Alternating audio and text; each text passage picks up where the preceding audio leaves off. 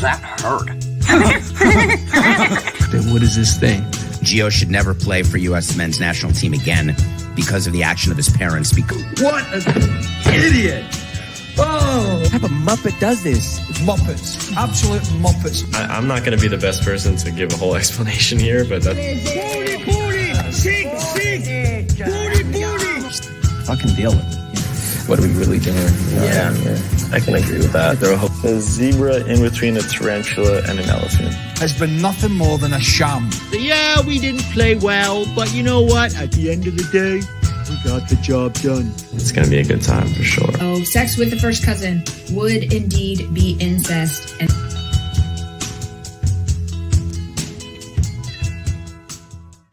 take on me. Gonna get us struck so. Take me out. And then there's the note, as we said. Remember, we're trying to monetize these now. Am I hitting perfect so key? Hit the final note. Hit the final note. I'll be gone in a. No, can't hit that last one. It's so high. I still to this day don't know how he hit that. I'm sure he only did it once. No, he does it all the time. That's true. He can still hit the note now. There's an unplugged version of him singing that song. No shit. And it's pretty damn good, actually. Yeah, he still hits that note, man. So you're coming to us today. By the way, welcome to Straight Right Card from your castle somewhere in France. I hear you have a place kind of near where Johnny Depp lives out there. Yeah, I was concerned that this might have been a little too much red. Just a little, but you know. I'm testing things out, okay? You bought it as is with the paintings and all, you know. You really didn't have to furnish it. That's my uncle, my great uncle over there. Yeah, right. His name is Jacques.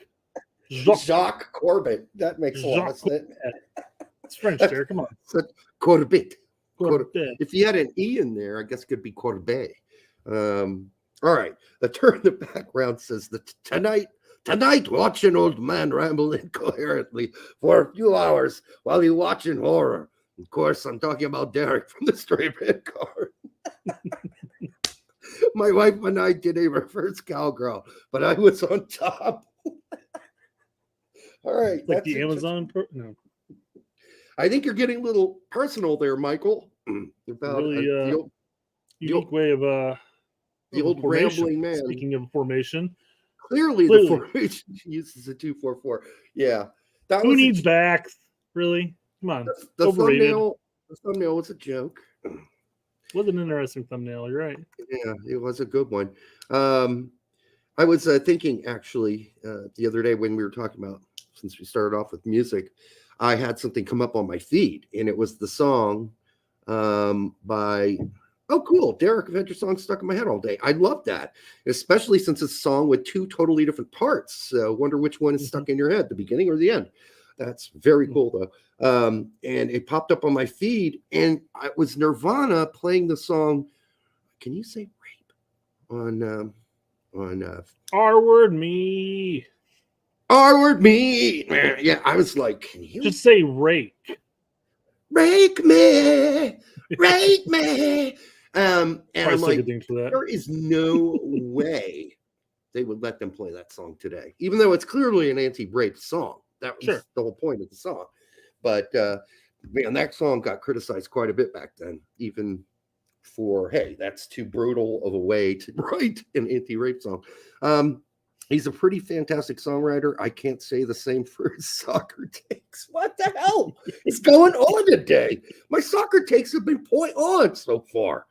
Name the things I've got wrong. No, don't do that, because then there'll just be lists of things. This explains Derek's obsessions with Napoleon.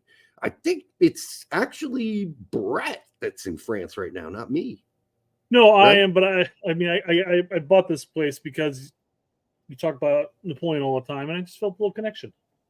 I know, and I did talk about Napoleon a lot on one segment.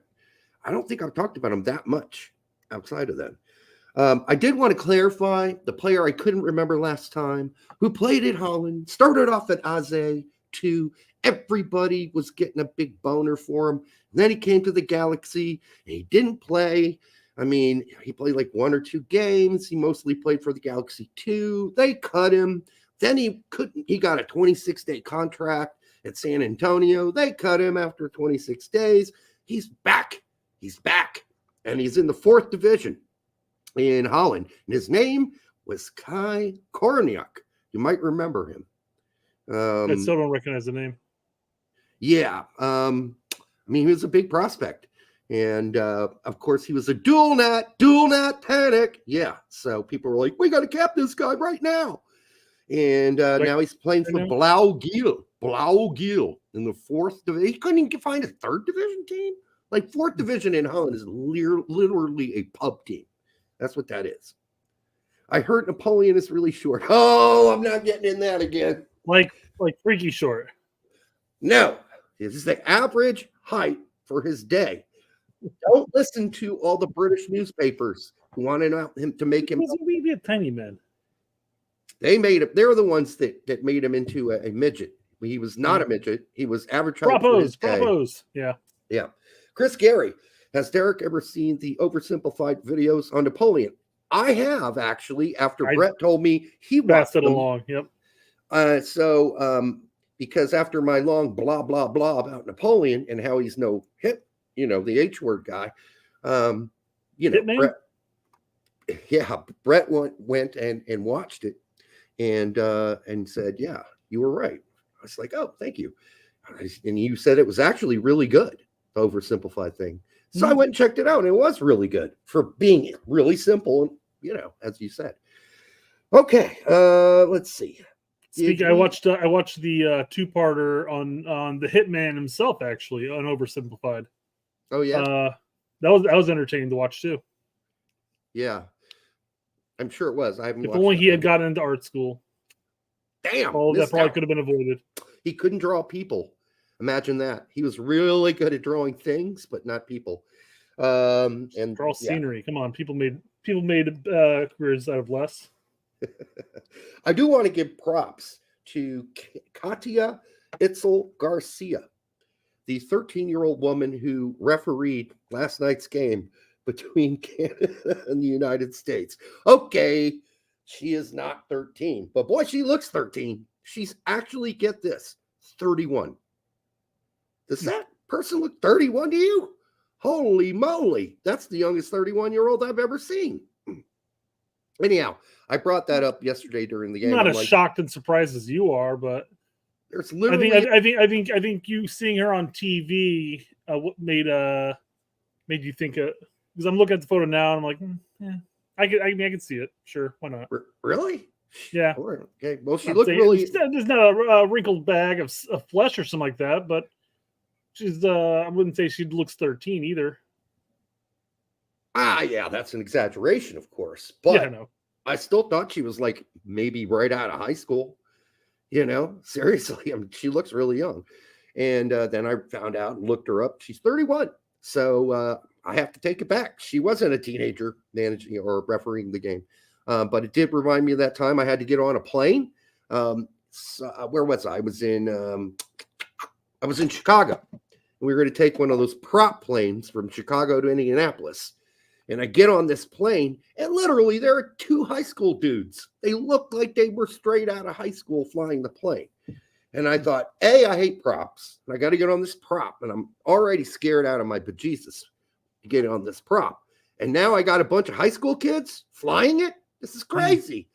And it was raining. It was pouring. There was a storm. And I was scared out of my mind. We did make it, though. But it was during the night as well. It was not a daytime flight.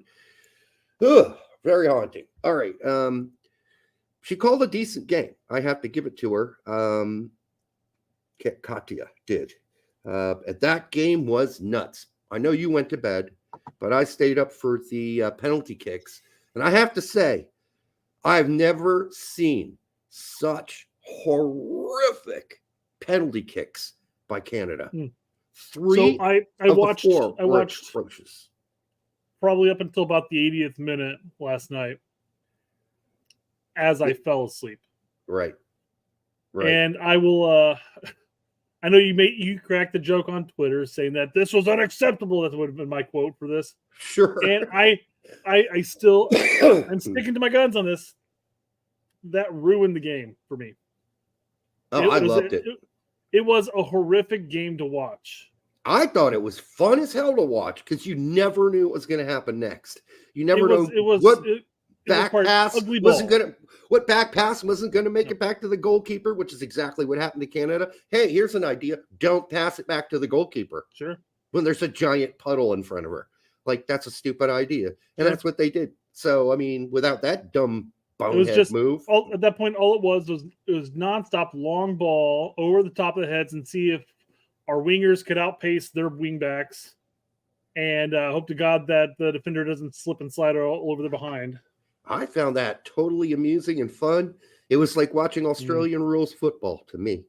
It was fun. It looked like watching rural Indiana high school ball, especially women's game, unfortunately. But it didn't. I prefaced it by saying rural Indiana, so I'm not talking about any of those schools that have developed programs. Okay.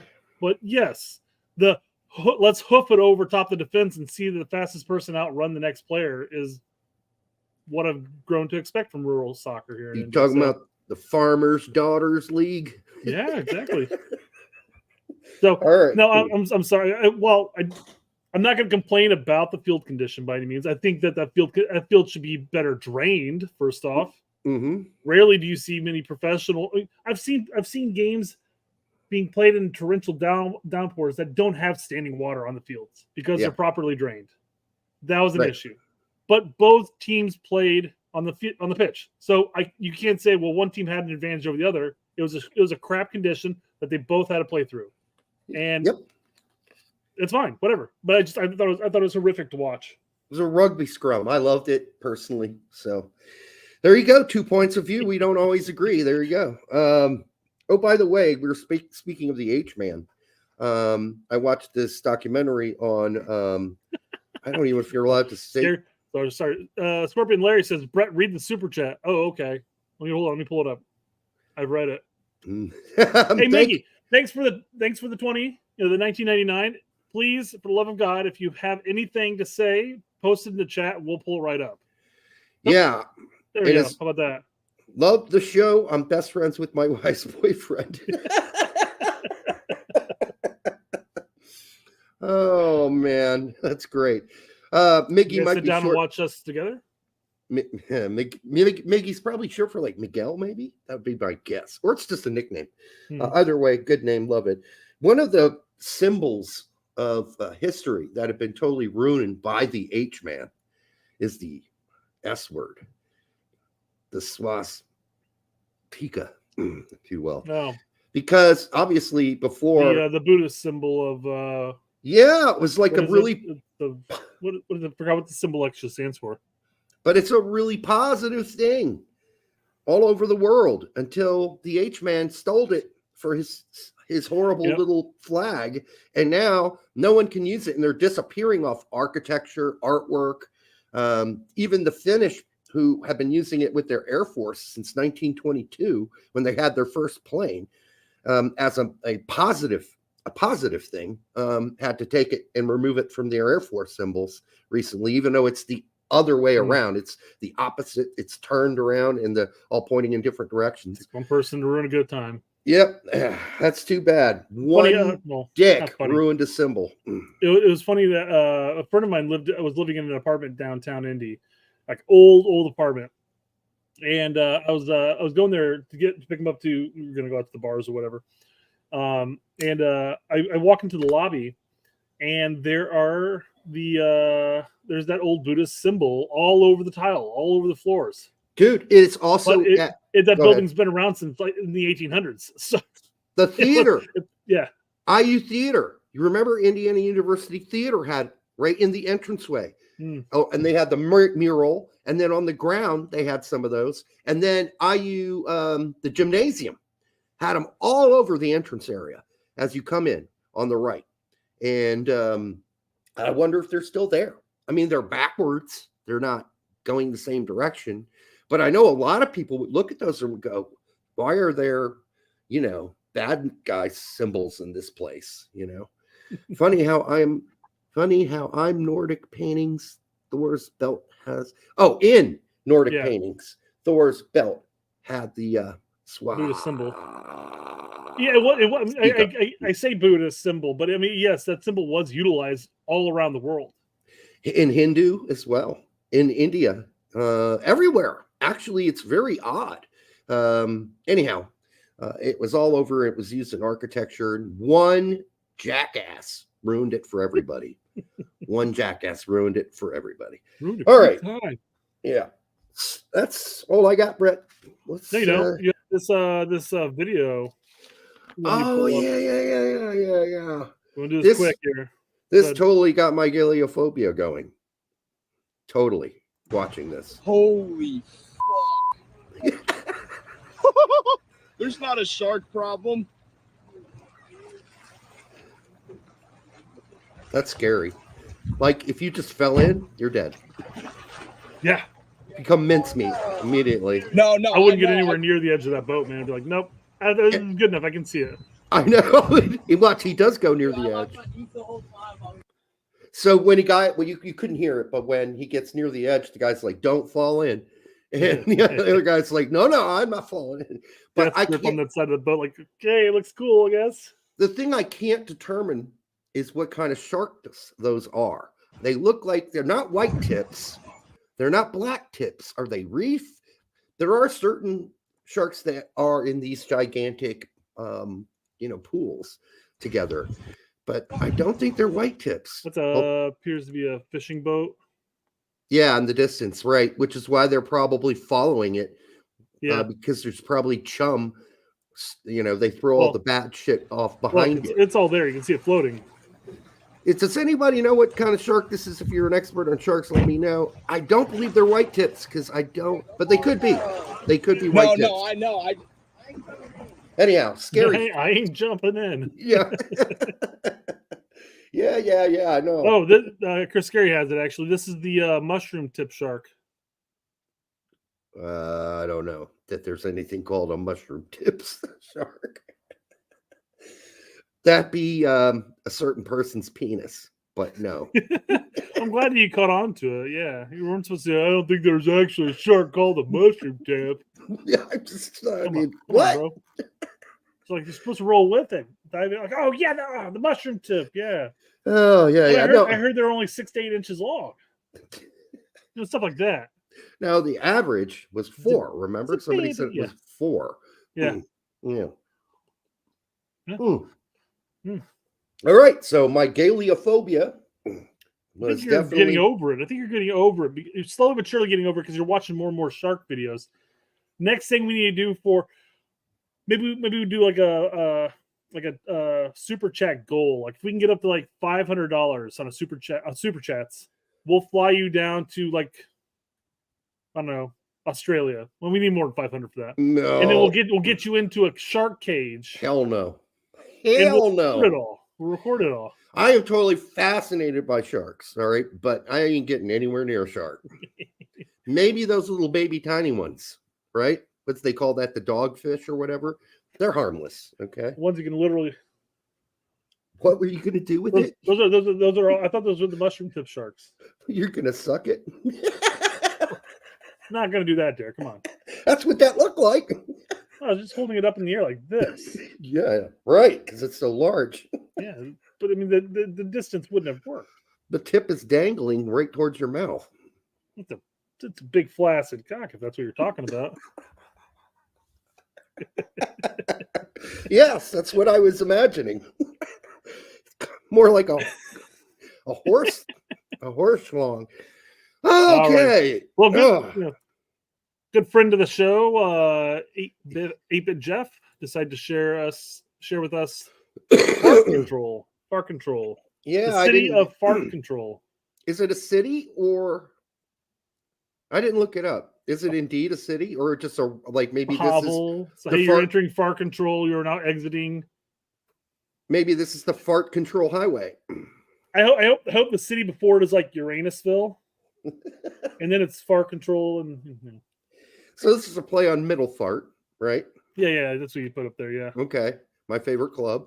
So I end up saying, was that song on the B side of Prince's "The Gold Experience"? And I just went, I have no idea what you're talking about. So you can't think of Fart Control and think of another Prince song? No. What year was anybody? this? I want to see if anybody gets it in the chat first. Was this Prince after 2000? I don't know. I didn't listen to Prince. Well, I didn't either, but you know his B-sides apparently. Well, no, I don't think there's any B-side to this. I'm just making a joke because there's a song on the actual album. And nobody's coming up with it in the chat, so I'm just going to say, because this is going to drag on too long. But I actually looked up Gold the Experience as the song, right? Pussy Control. Oh, okay. Pussy Control. Yeah, you know more about it than I do. I had to look up what album it was on, to tell you the truth. Yeah, I actually went and looked up what is the B-side, and I couldn't find it because there's many songs on the B-side. There's like 6. Don't ever take anything for the most part, don't take anything I say on Twitter seriously. I wasn't taking it seriously. I was trying to find out what the joke was. And I couldn't figure it out.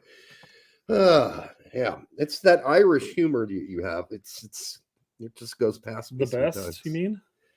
Oh yeah. It's the best. It's like John Holmes jizz. It's that good. Brian Marco says the best jokes are the ones that need explaining. I think it's the opposite of that, but okay. And you just found Brian's joke. All right. So let's do a soccer fluff. Do we got some soccer? I got hold on, let me see if I'm gonna fluff some fluff. Or no, it's just whatever. No, you know what? We're just gonna keep going. We're gonna go down my list. Don't worry, I got this all lined up properly. Okay. So Max Bretos posted a what stays in Vegas, what happens in Vegas stays in Vegas post. Mm-hmm. So here we are. California man allegedly stung in the testicles by scorpion at popular Las Vegas strip resort. Wow. Stung in the testicles. That thing got in his underwear drawer. That's how that happens. Probably came with some nice sweatpants, The question is, how did Fox 11 figure this news out? Did the hospital release a report on a man who stung in the testicle? You imagine people were leaving there, or the strippers were all saying like, "Dude, this guy, he's got a ball stung, man." That's not. Who cares how Fox figured it out? The bigger question is, why was it allegedly stung? Yeah, either you know that or you don't. How is it allegedly? How is there an allegedly in the title? I mean, you either stung the balls or he wasn't, or was the quote unquote allegedly because the issue with his balls was due to a scorpion sting him, or more to do with his time at the strip club? The odd thing about this. Where did you get this STD from? Oh, a scorpion stung my testicles. Well, it's odd. Scorpion got both of his testicles because it is plural, right? So yeah, Scorpion has 2 claws. That Scorpion was like, I get you with this one, and now I get you the other one with this one. He clawed each side, and his tail goes stick. Yeah. That's a very talented Scorpion. But I mean, what are you going to do? Or Mirage accidentally, was grinding a little too close, and he got a little something. Yeah, maybe. I'm interested. Well, we were told that, we've had Max on the show. He's a lot of fun, actually. So that's why what happened in Austin stays in Austin, right? Yeah. Yep. Keep Austin weird, I guess. Yeah. Yep. All right. Yeah. Good. Grant. I mean, not Grant. Max wants to know the answer as well. Whether or not it was a scorpion stinging or if it was his time at the strip club. So. Yeah, the allegedly thing makes no sense. If it's just allegedly, you probably shouldn't be publishing it, except if you're Fox 11, it is going to get you some hits. Yeah, right? Big time. It is a funny title, and people are going to be like, well, I got to see this. Well, he was either stung or not stung. We don't really know, but he did go to the hospital with some issues with his testicles. I want to see a close-up photo of the guy's face, and then they should have a close-up photo of his testicles. and so we can see the damage done. Yep, that's what's going to happen on a regular news channel. You always go to the the local news, whether it's TV or whether it's paper, and they always just show testicles and. So can whatever. I ask you this? And this is maybe too metaphysical, but is it the penis that you can't show on TV, or is it the testicles, or is it the whole package? What makes it offensive? Yes. So you couldn't just show someone's testicles without the penis, and that would be unacceptable, even though it's just a part of the body that really isn't actually involved directly with any insertion or sexual penetration. I mean, unless you're a real weirdo. Yeah, I don't think you can't show any of the male member package, the whole pack, any of the package. Okay. Yeah, you Americans are weird sometimes, and I am an American. You Americans. Well, let's be frank here, Derek. Nobody wants to see that on TV. I lived in Germany, and don't want to see that on TV. I went to the Olympic pool. None of the women were wearing tops. It's the way it's done there. That's all fine. right. The women can go topless here too. I'm cool. Yeah. I mean, if the men can, why not the women? Yeah. Chris Gary, scorpions are innocent until proven guilty. My guess is that is I allegedly stung him. You have no proof. You have no proof. I would imagine that scorpion's dead because you're probably smashing that motherfucker. More than likely. Damn it, I said the F word. All right. What else we got? Tyler found your burner account on Reddit, apparently. No. What? So you got to start, bench, or drop one of these three strikers. Well, you know what I'm doing. We're starting Sargent. And then I'm probably benching Pepe, and I'm dropping Bellingham. I know that's criminal. That's gonna split the audience. I know it is. But just right now, that's what I would do. Because I think if you're playing Gregg's system, Sargent and Pepe know how to run in Gregg's system. And Balogun has not been figured out yet. Are we going to come across the same problem where basically Sargent and Pepe fill the same role? Yeah, they are kind of the same center Wouldn't forward. you want some kind of variation there then? No, because all we do is go down the wide and cross it. And then we ask the nines to hold up, which neither Balogun can't hold the ball up very well, and nor can he get on the end of crosses. So he's just not effective in Gregg's system, and Gregg said as much, and Balogun's intimated as much. So it has nothing to do. I mean, if I were starting a team today, I'd play. What if it was under BJ or Hudson? What would you do? Yeah, then you got a little more room. Then you can start Balogun because I think there's more freedom, right? If it's BJ and Hudson, you can play because there's no fixed set system, right? So Balogun has more freedom to find the lanes. He's not being asked to come back and hold up the ball. Yeah. And we're probably not crossing it as much. Although I haven't looked at the stats. Did we cross it more? Do we cross it more under Berhalter than we cross it under anybody else? So a BJ would make you rethink your life choices. So a BJ, a blowjob would make me rethink my life choices? We said, what if it was going to be BJ or Hudson? And you're like, well, that changes things. Oh, okay. You guys, I am not that sharp. All right. It's 8:44. I'm tired. I've been drinking for an hour. He hasn't partook today. You haven't? No, you haven't partook today. Yeah, I have. No, fair enough. Right here. Well, not that. Your other vice. I've quit for a while on that, remember? I know. Well, you're less sharp now. No, that's true. I am much sharper stoned than I am drunk. Blunted your blade, if you will.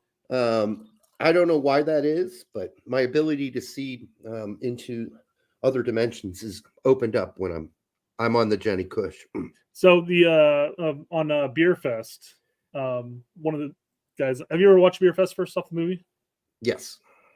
So the guy who's the professor or whatever, he had published an article while he was in college in Maxim called E equals MC Hammered, and the idea was that he would have these kids take the test sober, No, he'd get them drunk or hammered, and then he would teach them advanced math.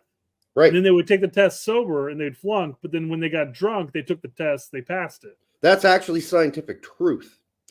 If you study stoned, you take the test stoned. Yeah. That's the way it works. By the way, I don't know, what is this? Is this for ants? It's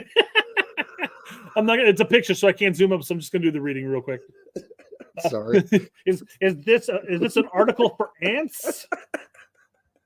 That's a great reference. Well done, Derek. Good job. Thank you. Look at that, Mr. Non-movie guy. Look at the movie. Made a reference to a movie, at least. Well, that movie I've seen 3 times, so there you go. Most movies built for ants. What is this? A school for ants? Yeah. Oh, what a great part. All right. So, who would have thought when Ballo chose the United States that this decision would be difficult? LOL. And then continuing. We actually don't have to read Cheeseburger's comment here because Derek Onions. That's probably the burner he's talking about. But the big one was let's see, commenting so I can look like a sage in 3 years' time. None of the above. All aboard the Sebastian Soto hype train. Huh. Was that choo choo? So Derek Onions is supposed to be me? I guess. So you said when you posted this earlier in the day. Yeah, sure. You said, soccer is a fluid game with regards to form. Ballo could have a 20-plus goal season in the next 2 years and be a lock for the 9. He also could flame out and miss the roster. It's true. Yeah, I mean, anything's possible. Well, not anything is possible. I hate when people say anything's impossible. Everything's possible. Well, no, it's not. Like, I'm not going to wake. There's an absolutely 0% that I will wake up tomorrow and be on Uranus. All right. The planet. There's just no way. It's not happening. Scorpion Larry for $2. Scorpion Larry. I'm glad you're here today, since we've talked about your brethren. Dislike button if Derek doesn't stop fluffing Peppy. Fluffing? I'm not fluffing. I was just being realistic about Gregg. How hard is that to see, Larry? It's not hard to see. Like I said, if Hudson's the coach, BJ's the coach, you probably start Balogun. But that's because was more open play available and more quick counters under BJ and Hudson. Under Berhalter, possession is all he cares about, right? So we never hit back quick. We never played through the lines. We never played through the alleys. So that's why Balogun's upset. That's why he was yelling at fucking Berhalter after the game. He's irritated. So, and I don't blame him for being irritated. But we'll see. Maybe Gregg will magically figure it out. Maybe it's going to take Maybe it's going to take him playing Balogun 20 times before he figures out how to use center forward. But based on all of Gregg's history, I doubt it, since he's never figured out how to play a center forward. Never. Brett, you point this out all the time. This is one of your biggest, hammering points on Berhalter. You don't know how to play a 9. I know how to play one. Very true. Yep. One of the glaring holes in his system, if you will. Well, one of his glaring holes for sure. Speaking of glaring holes, you mentioned how there'd be no chance of you being on Uranus tomorrow. That's correct. There is a Uranus fudge factory in Anderson, Indiana, so you could, in fact, fall asleep tonight, and somebody could drag your ass all the way to Anderson and drop you off the Uranus fudge factory. So you're serious, though? There is a Uranus fudge factory? Do they call it Uranus? Absolutely, they do. Yeah, they say, come here, we'll pack your fudge for you. they lean right into it, man. It's hysterical. Those you can do. They have all these photos of like barnyard animals that have their heads, but where their anus is at is cut out, so you can stick your head through it. Really? Yeah, all sorts of stuff like that. Well, I'll have to go visit. It's not far from here. Yeah, the jerk who's trying to change the way we pronounce Uranus, needs to stop. I'm never, ever going to say Uranus.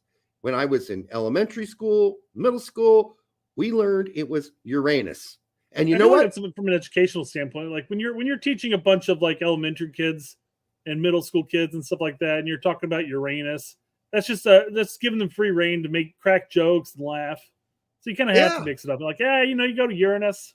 Well, you learn they can't say anything. You really learn a lot of that in what, like 4th grade, 3rd grade?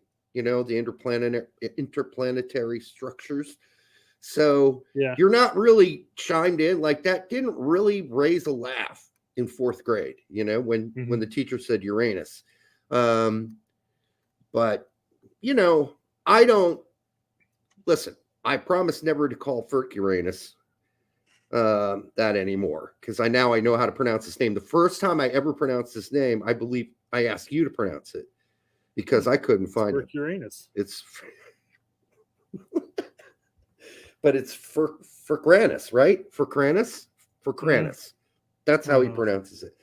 Hey, it'll always be Ferk Uranus. It really looks like Ferk Uranus. All right. Uranus is also a Missouri big tourist trap of I-44. Yeah, I bet a lot of people pull over, take a photo, giggle a little.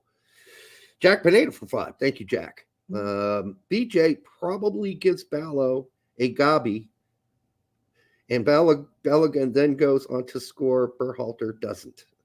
What the fuck? What the hell is kind of spacing on what gobby is as well there. I'm guessing it must be a gobbler, a deep throater. Maybe, yeah, probably. You know, I was thinking the other day. If only Berhalter would make some sacrifices for this team. Maybe he's not good at it. Remember when you were saying that's the one act you would have the hardest time doing? And I was thinking about it a little time later, and I thought, actually, it's probably getting bummed up the butt for me. I think I could learn how to do the other thing if I were a woman. But then I was thinking about you, and I'm like, of course you don't care about that. Just gonna keep going with that. It's cool. That's cool. I was like, no, Brett he's past the pegging thing. That's not an issue for him at all. All right. Go ahead. Not a problem in the slightest, guys. We're being little bitches. It's more the deep throating thing. That's the problem.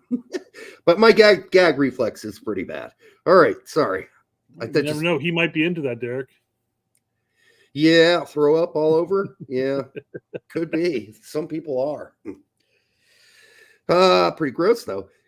Let's see. Chris Gary, dumbass post of the week candidate. He says, Tom Bogert, you have, Chris Gary smacking down. Tom, don't Bogert that joint. Tom Selleck Bogert says, and Mexico won't give Brandon Vasquez a look. Honest to God, I have no clue why both federations aren't fighting each other for BV, Brandon Vasquez. So weird, whatever. He'll keep proving them wrong. Is there a fight? Isn't he cap tied for us at this point? Or would he have to file a one-time switch now? I mean, he's played in. Has he played a? Did he play a Gold Cup? Not friendly. Thought he played a Gold Cup game. Did Am I you wrong? Gold Cup? And somebody let us know. BMR, where are you? There you go. Chris said it. Chris got it first. Yeah, he's cap tied. So that's why this is a dumbass post, right? How old is this post? 38 minutes ago? Let's go, yeah. Yes, that is the real Bogert account. You can tell because there's no 0 where the O is. Yeah, it's real. Wow, that is a really dumb one by Tom. That's really bad. That's very poor. I guess that point, Mexico could be saying, hey, Brandon, follow that one-time switch and come on over here. I don't think he can do that, can he, now? He's played in an official tournament for us. I don't know how all that shit works. If you play friendlies, it's fine. But if you play an official tournament like that, you're done with your one-time switch. You can't make one. Like an official FIFA sanctioned, like the World Cup or a Gold Cup or a Nations League. Once you play, you're done. You're done. So you can still make the switch. He's cap tied. Somebody let us know. Is Brandon Vasquez cap tied? Chris, is that what you're saying, Chris? That he's cap tied? Because I believe he is. I could be wrong. Let's see here. And he's too old. Like there's also an age restriction. That's what Chris was going for, the not another 3 years, but that's if you're cap tied under 21 or something like that. Wait, no. If you're under 21, you can file a switch. If you're after 21, I think it has to be 3 years, but from your last cap to when you can file. Man, they keep changing the goddamn rules on this. It's just hard to follow anymore. Anyhow, I need a bone up on that because that always comes up. It does. So I don't know why, since they're going to have to wait for 3 years, Mexico would be lapping all over Brandon Vasquez cock and balls, because it doesn't seem like anytime soon he'll be able to play for them, number one. And number two, I mean, I get it. He's on a hot streak, but can we calm down? Saint Jimenez can barely get caps for the Mexican national team. Yeah, it's crazy. They'd rather let the other Jimenez play, who, has been up and down, mostly down for Fulham this season. He's had his moments, but yeah. What you're saying there. But he's never been a real replacement like they were hoping for Mitrovic. Never. Just a bit of a quick Chris Gary fluff for us. One of my classes had us watch this video. Couldn't help to think about your show, Science of Sex Incest. What the hell is this? Dots Pretzels? Why would they be putting that on there? Apparently, you can talk about that and still get sponsored. I'm not sure that works out. We talk about it and we get limited. Bullcrap. Do we? Our last show was limited? No.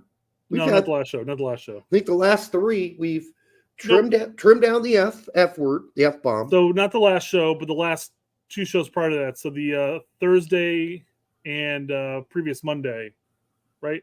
No, yeah. So yeah, last week's shows were both limited. Because we talked about incest. I don't know what we talked about that would have limited it. We probably said something about cock and balls. Chris Gary for $1.99. Jameson or Jack Daniels? Answered is my next drink. Answer is my next drink. Jameson for me personally, but I'm getting a little snooty, I suppose. I don't drink any form of whiskey or bourbon because I'm become an asshole. I mean, I don't have a preference between the two, to tell you the truth.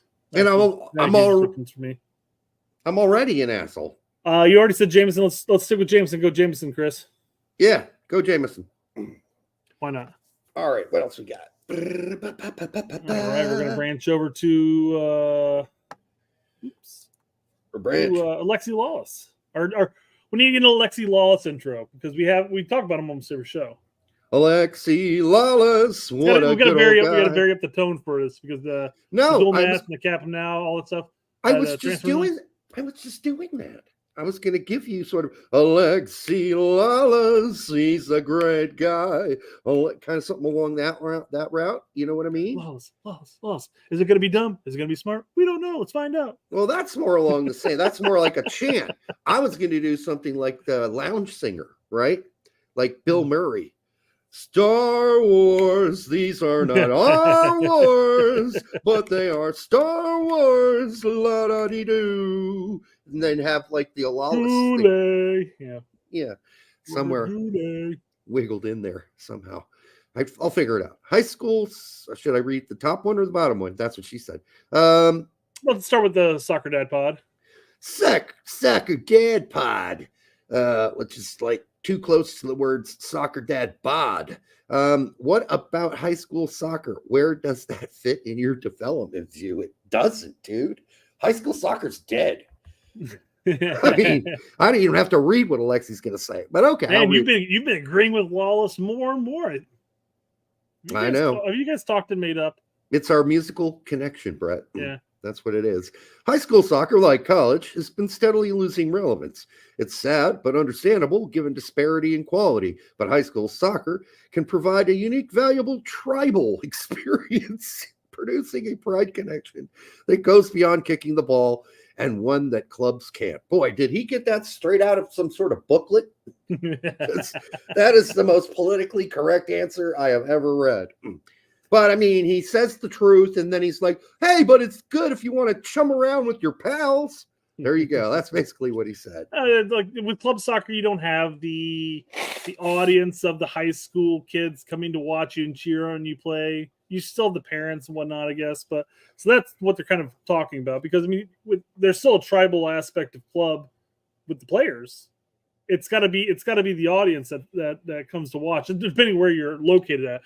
I know when I played, we were lucky to have like 40 or 50 students in the stands at most. We had parents, of course, but it wasn't like a massive like football or basketball game by any means. Yeah, I mean, our football games at Fort Knox would have thousands, right? 2,000 people there.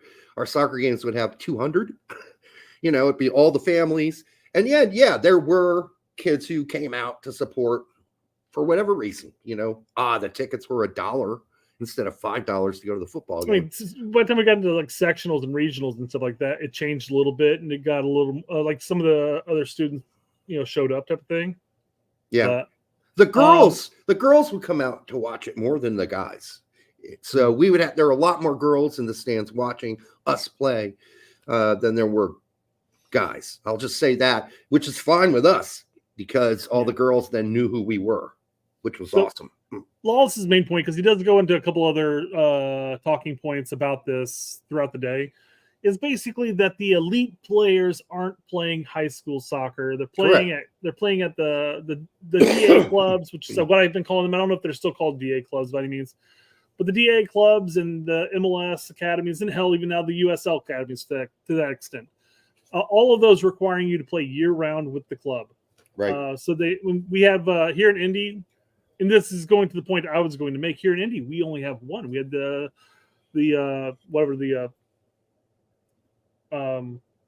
not Westfield. It's Westfield, but it's like the Indy Fire team, which was basically a mix between Westfield, Zionsville, and Carmel. Basically, all the money in the north, joined up to become a satellite academy program for Chicago Fire.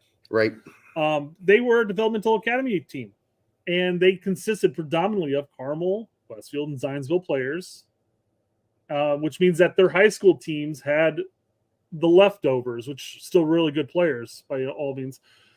But my argument against this is, to some extent, yes, the elite players are going to be at these clubs, but there's a glaring, massive hole in it, because there's only so many of those clubs, especially if you're talking about the rural parts of the country.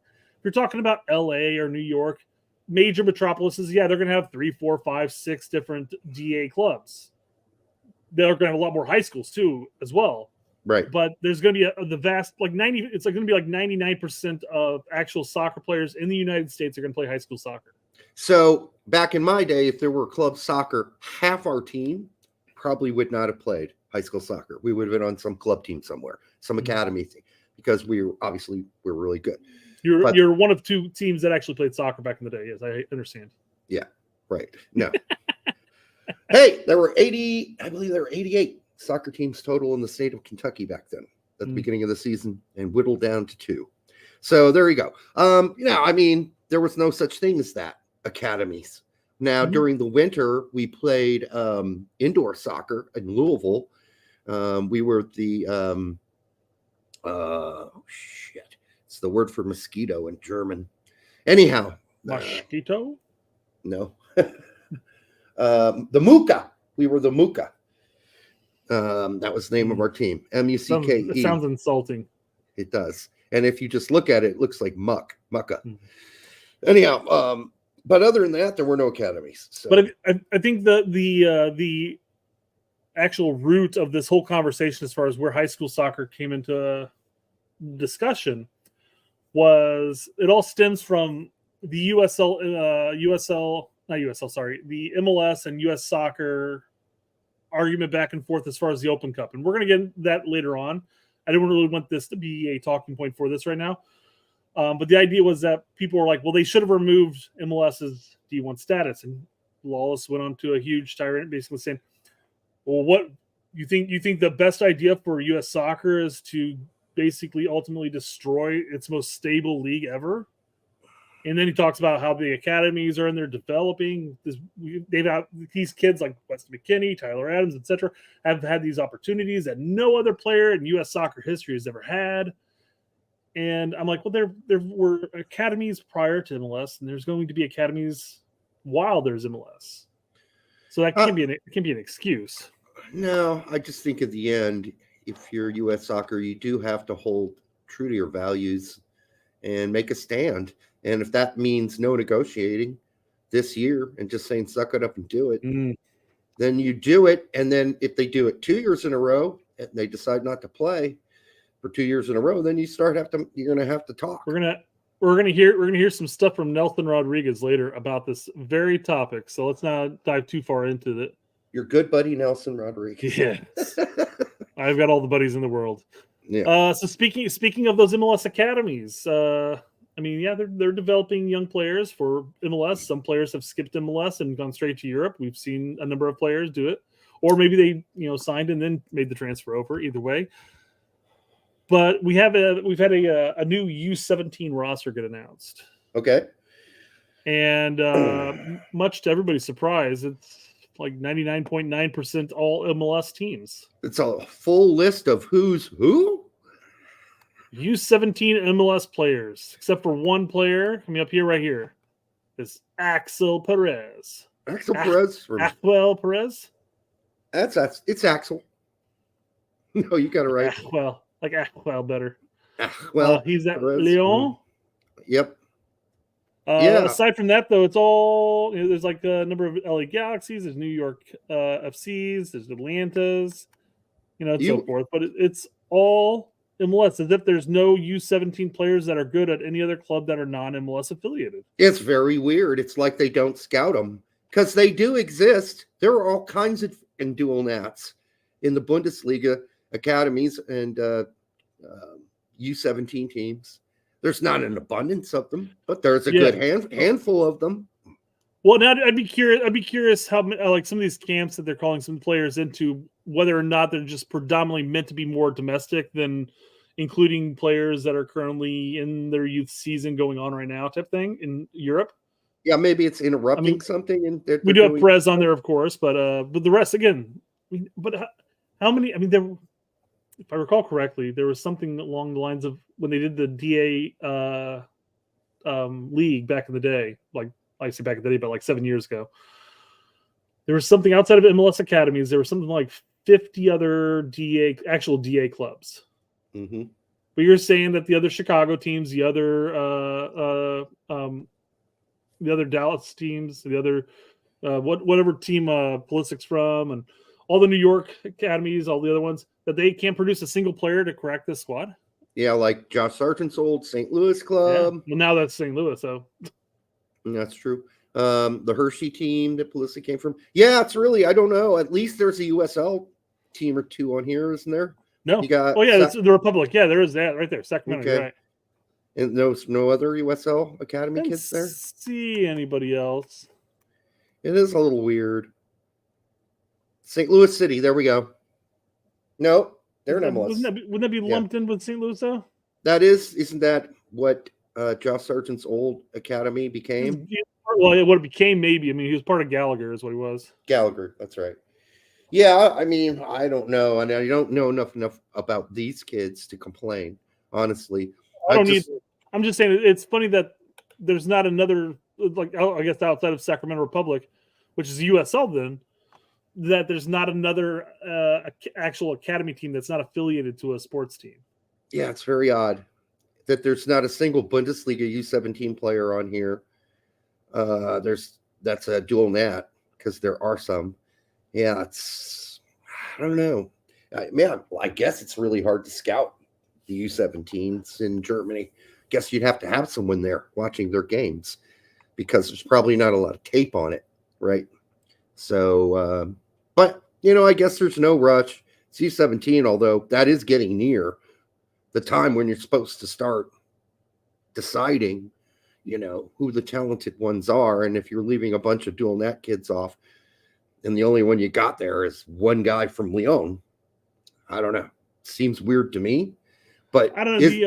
I feel like I'd have to go back and take a look, but I feel like the U17 camps and all the rosters are mostly domestic. Then they occasional have 2 or 3 that are from other European teams, especially in Germany from time to time, even in France.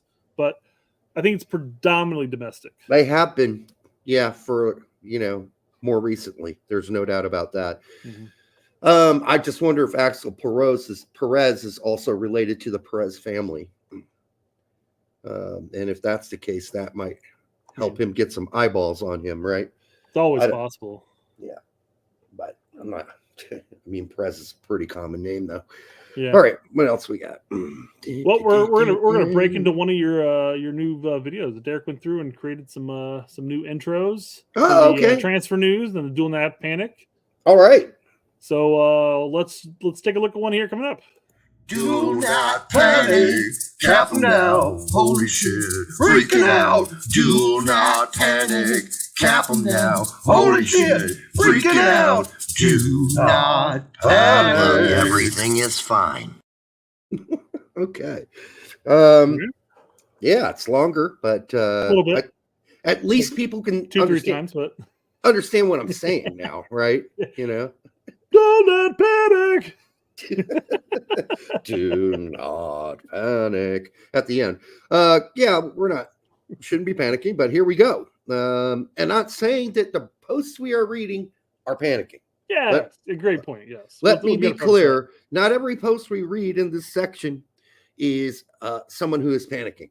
So, and no, we do believe, disclaimer, Brett and I do believe you should pay attention to dual nats around the world. That's what we actually do here on the show. Gallagher is still an independently run academy in St. Louis. That's good. Thanks, Sam. Appreciate the info. I thought they got lumped in there, but that's good. Well, they didn't have any players on that U17 squad. To be fair, nobody else did. Yeah, exactly. Oh, boy. The U15 Mexico national team has called 4 U.S.-based players for their upcoming camp. We're talking about U15s now? All right. Seriously? U15s? We're worried about U15s?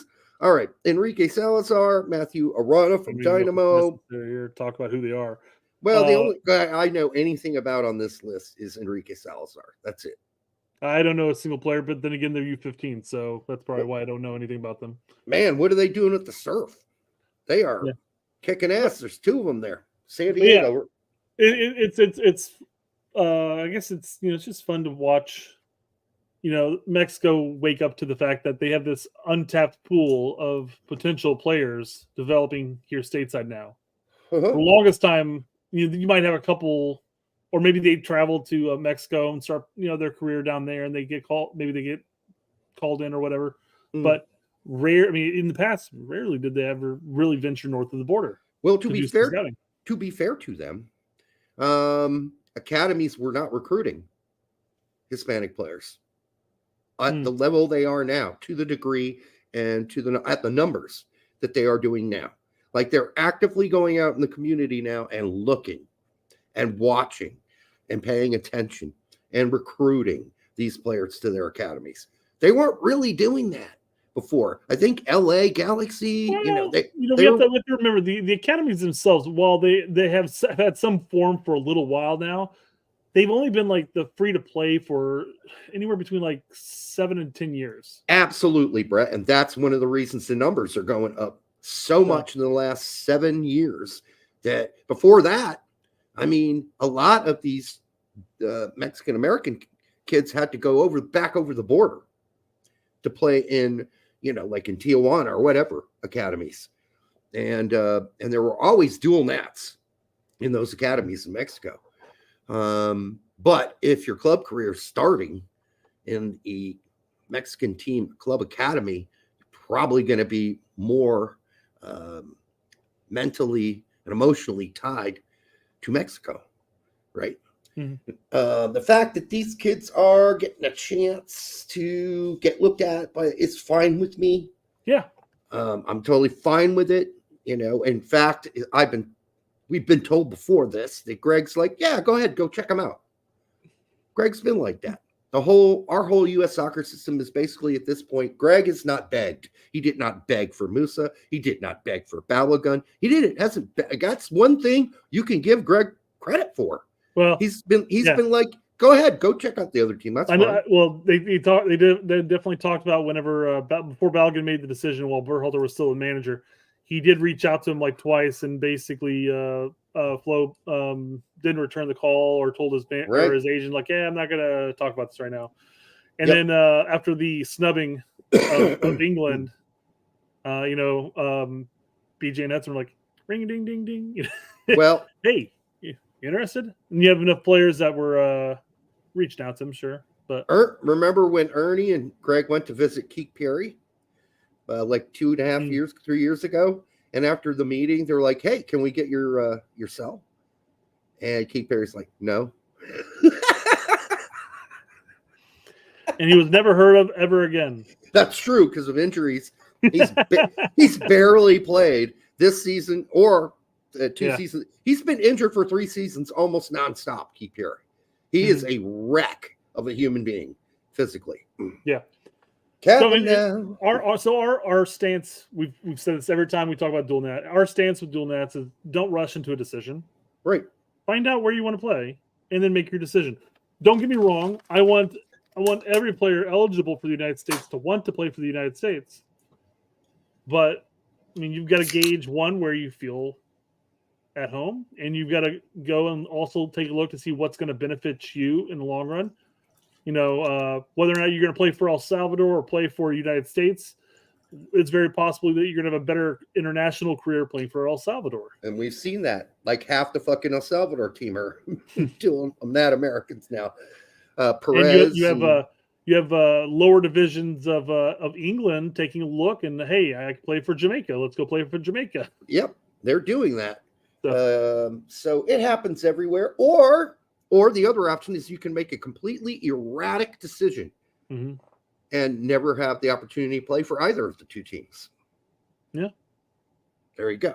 Or just before the day ended today at work, I kind of got pulled into a conversation where they were talking about deaths. They were talking about some players in Mexico that's going to get naturalized and could possibly play for Mexico. That's not Mexican.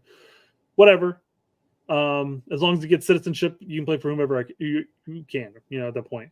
Mexicans don't like it, but yeah. No, I agree. But they mentioned how your best player, talking to an American guy, your best players aren't even American.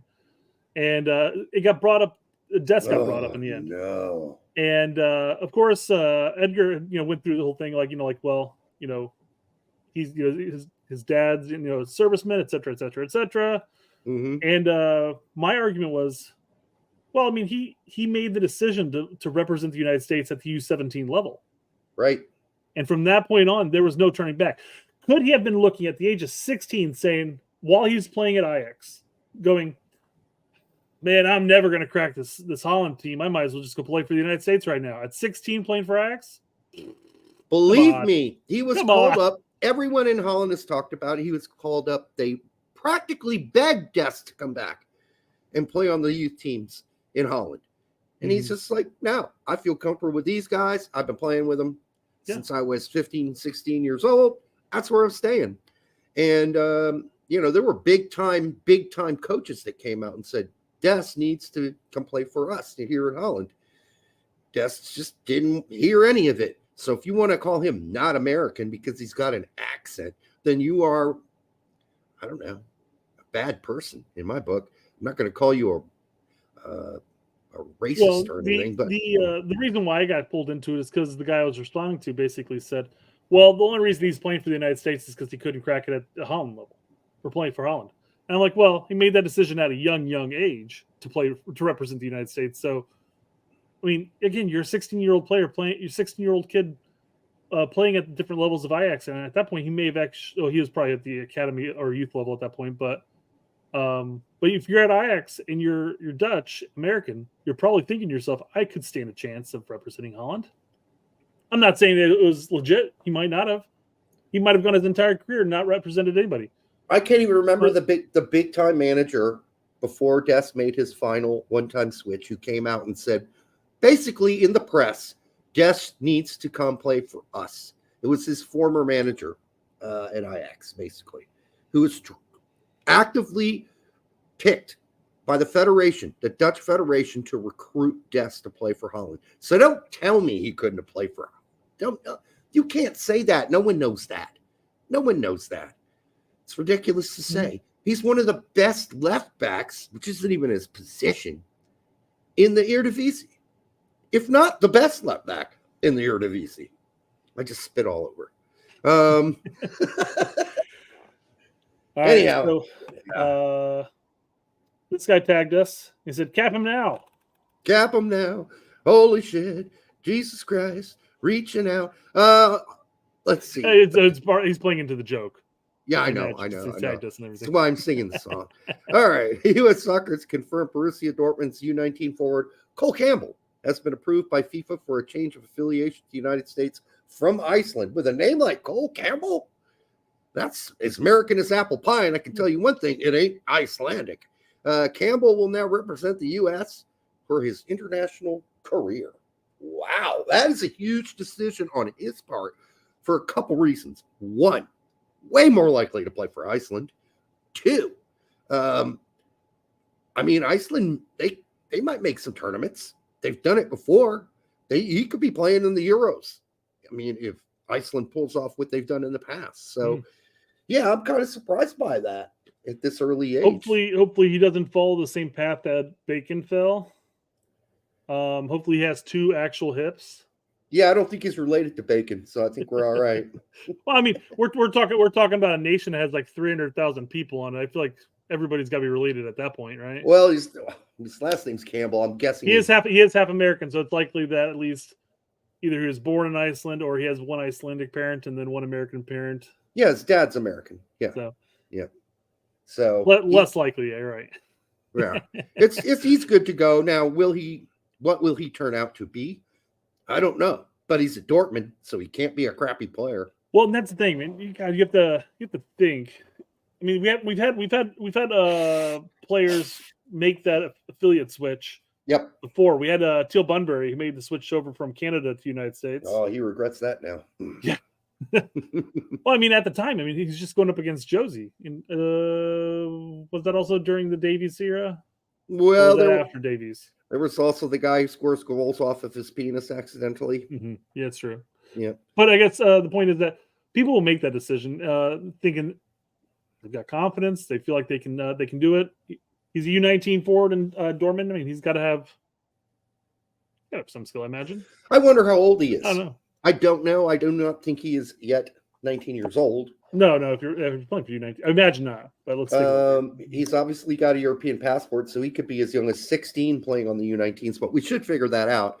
The reason I bring it up is because both Pulisic and Reyna, by the time they were 18. He's 18 and not even getting a sniff for. So he's not as good as Pulisic. He's not going to be as good as Reyna because those two, at the age of 18, were playing for the big boy team. That's fair. Take a look what his competition is at striker at the very minimum. Well, I get it. It's a little bit different, but but if he were blowing people's dick off, he'd be in the first team. Let's see. And he'd be there backing up Mr. Jagverst there at center forward. So I don't know. I put this in a little bit of information here, I guess. This season, he's played, of all competitions, he's played 22 games and has 3 goals and 9 assists. As a center forward?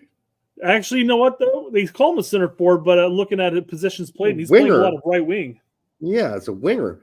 Yeah, if you're a center forward and only scoring 3 goals and you got 9 assists. Yeah, he's playing a lot of the midfield. He's not playing striker right now. Yeah. Maybe he's a striker for Iceland. Maybe that's what it was. Could be. Maybe. But, good for him. We'll keep our eyes open. But at the age of 18, if he's as good as Pulisic and Reyna, he's either would be out for a loan to another team somewhere already, or he would be on the big boy team as a backup to Mr. Bratwurst, who plays center forward right now for. I'm curious. So when did he make the move over to Dortmund here? So he made the move over last season. So. Wow. Okay.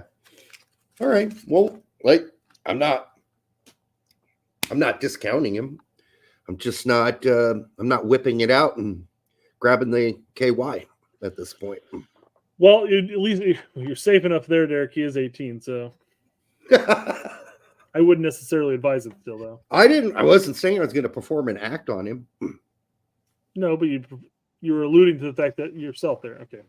No, I was going down the wrong path. I said the exact opposite. I said I'm not whipping it out, and I'm not grabbing the lubricants. That's okay. Do not panic. Everything's going to be fine. I do have a bit of transfer news though. Now it seems like this is not the silly season, but last show we had the one. Yep. This show we have one. I think there's just one popping up every show. Okay. So let's listen to the new transfer news here. Transfer news, transfer news. Who's getting mounted on transfer news? Who's getting over on transfer news? Transfer news. Everyone loves that transfer news, but me. Whatever. All right. The new transfer news intro. Strengthening our midfield. Welcome to the Legion, Kobe.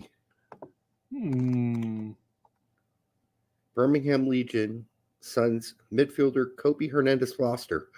Oh,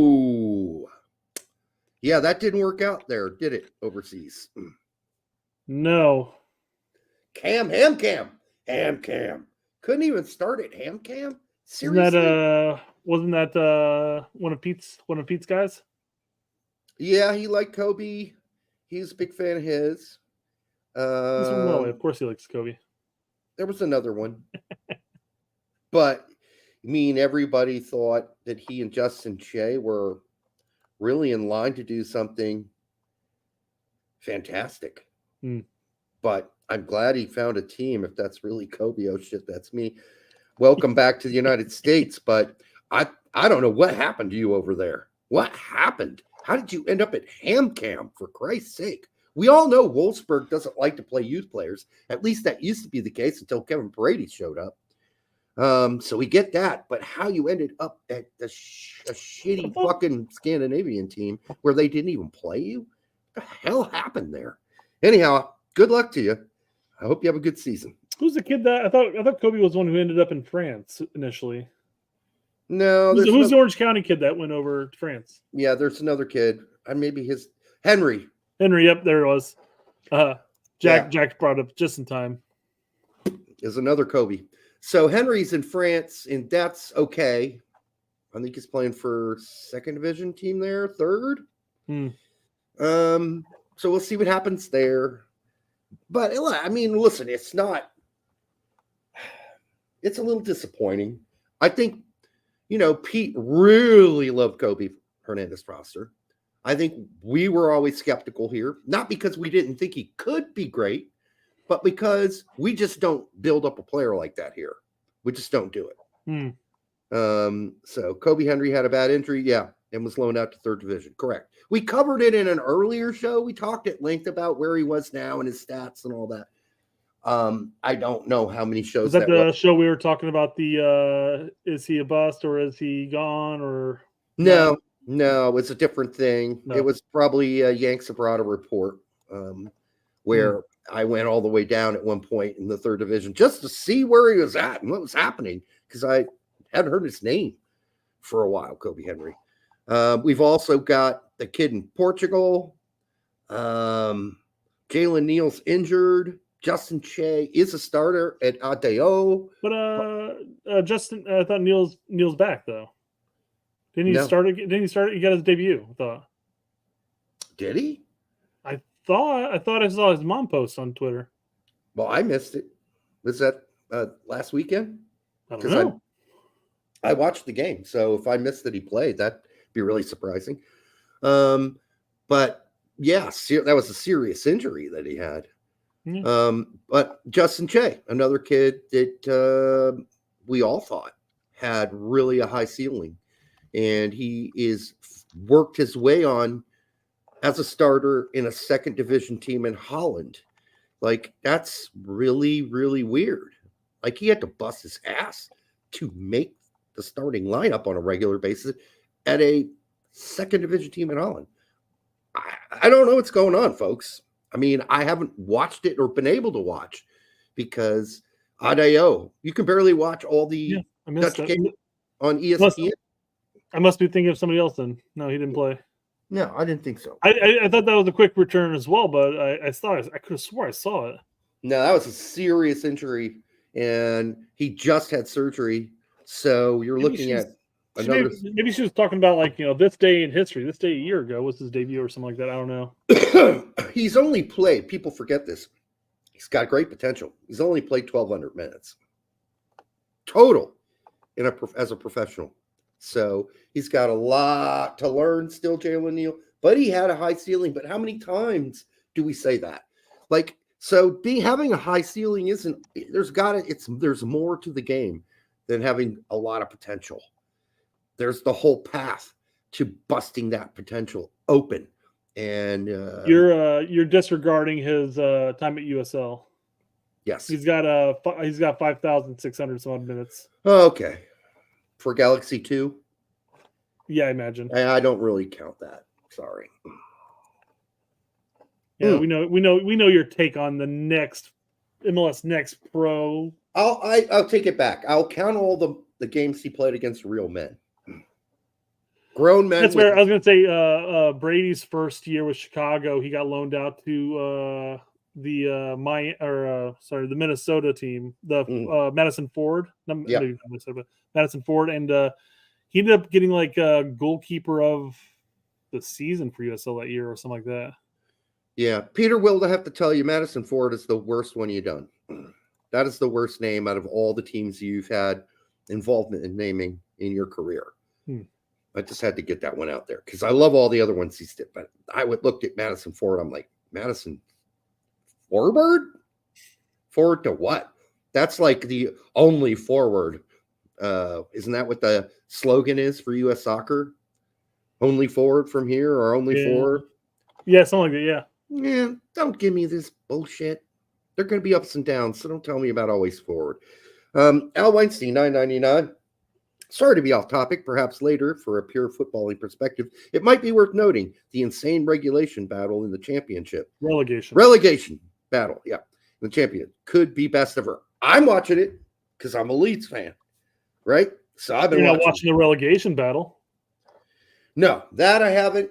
I've been keeping tabs on it because there are Americans at risk here. Stoke, with Gooch, QPR, with Cannon, and the other place 16th to 23rd place are separated by 2 points. Yeah, it's gonna be crazy season, man, coming up, and I hope ESPN picks some of those games to play.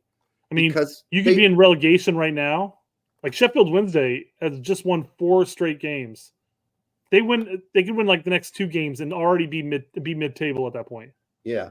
That's nuts. And it's Nutso City up top, too, with Leicester, Leeds, Norwich is in 6th, I think, right now.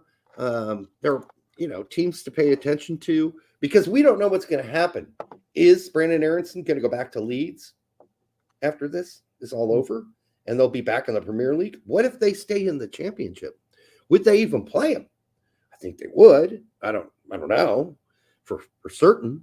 I think Farka would find some way to make use of Aronson. But anyhow, yeah, I agree, Al. It's going to be crazy season. The only problem is, and this isn't ESPN's fault, they only really do 2 or 3 games a week that you can watch. And sometimes they're not even the most, it's like some mid-table battle that means nothing. I mean, that's got to be tough. They picked that shit out way in advance. Well, they did have Ipswich against Bristol City, which I watched. And Ipswich, of course, is another one of the teams at the top of the table battling. So I guess they're trying to pick the right teams, but it's really not up to them at all. It's up to BBC and what they are given access to. But it's not off topic. Norwich is currently in 7th place, so they're 1 place out of playoffs. Okay, so they're close, but it's like by 1 point. It's 1 point behind. So another couple wins. But I got to tell you, that last game, they got screwed by that red card. That was the dumbest. They were dominating the game, dominating that game. And then that moron, in fact, the moron who kicked out at the player who had just tackled him was so obvious. Dude, both Sargent and who's the other forward there? Big guy. They grabbed him by the arm. They ripped him off the ground. Like, get the hell off the ground and get the off the field, you loser. You just lost us this game. They were up 1-0. Like, they were in his face, Barnes especially. And then Sargent was right behind him pointing, get off the field. What I also like about Sargent throughout this game was whenever the ball did not come to him, when it should have, dude, he didn't fuck around anymore. He's like, I'm right here.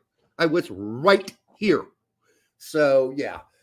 I like Barnes and Sargent. They seem to have this real connection together. And, of course, Barnes saying that Sargent's the best player on the team, the coach saying it as well. And they seem to have a real connection. And if that red card doesn't come out, I think they go on and win that game. And so they got screwed. So, anyhow. Talking about this weekend, Leeds plays tomorrow, and they are going to be on ESPN+. So you can watch that. Yes. Norwich plays on Saturday, 10 a.m. They are not on TV anywhere. Who are they playing? Rotherham. They're going to win that one. I want Sargent get a brace. He could in that game. But once they went down to 10 men, Norwich fell apart. Like, all of a sudden, they were dominated. And it went on for the whole game. Of course, we're actually going to talk about Sargent here in just a second, but I did want to cover one topic real quick. Okay. We've already talked about him. Let's move Horvath to a little bit later. Okay. All right, let me get this pulled up here real quick. So, second tier podcast. Is Josh Sargent the best striker in the championship? He is for me. He's a Premier League striker. Norwich, Josh Sargent scored 11 goals in the last 15 games. Agreed, he's the best forward in the league. So, let's just, I've got it on audio, so okay. A little bit of the video here. Cool.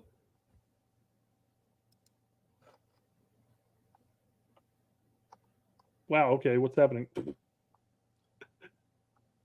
Huh, weird. We might not listen to this, guys. Well, that's sad. That's pretty fucked up. It can't be a quality issue. There you go. Reload. Probably that was the problem. There we go. Okay, good. Here we go. There we go. Yeah. No, that's just a fucked up video. It was perfectly fine when I first watched it. That's so weird. I know when that shit like that happens on Twitter, you're like, just one more time. I'm not gonna fuck with it. Maybe you should just actually. Well, you probably can't get out of X and come back in because then you'll lose some of your tabs. All right, screw this. It's not necessary. We don't have to watch it. Just ruin a good time, Twitter. It's just two English guys basically saying, and they're not even Norwich fans. They're just discussing who the best striker in the championship. They might be Norwich fans. I don't know if they are or not. They don't think Norwich behind it by any means. I didn't think they were when I watched it. But did you actually watch it? I'm not sure how much I was paying attention because I was like, yeah, duh. I think he's definitely one of the best center forwards in the league. And God knows how much damage and how many goals he'd have if he wasn't injured for a third of the season.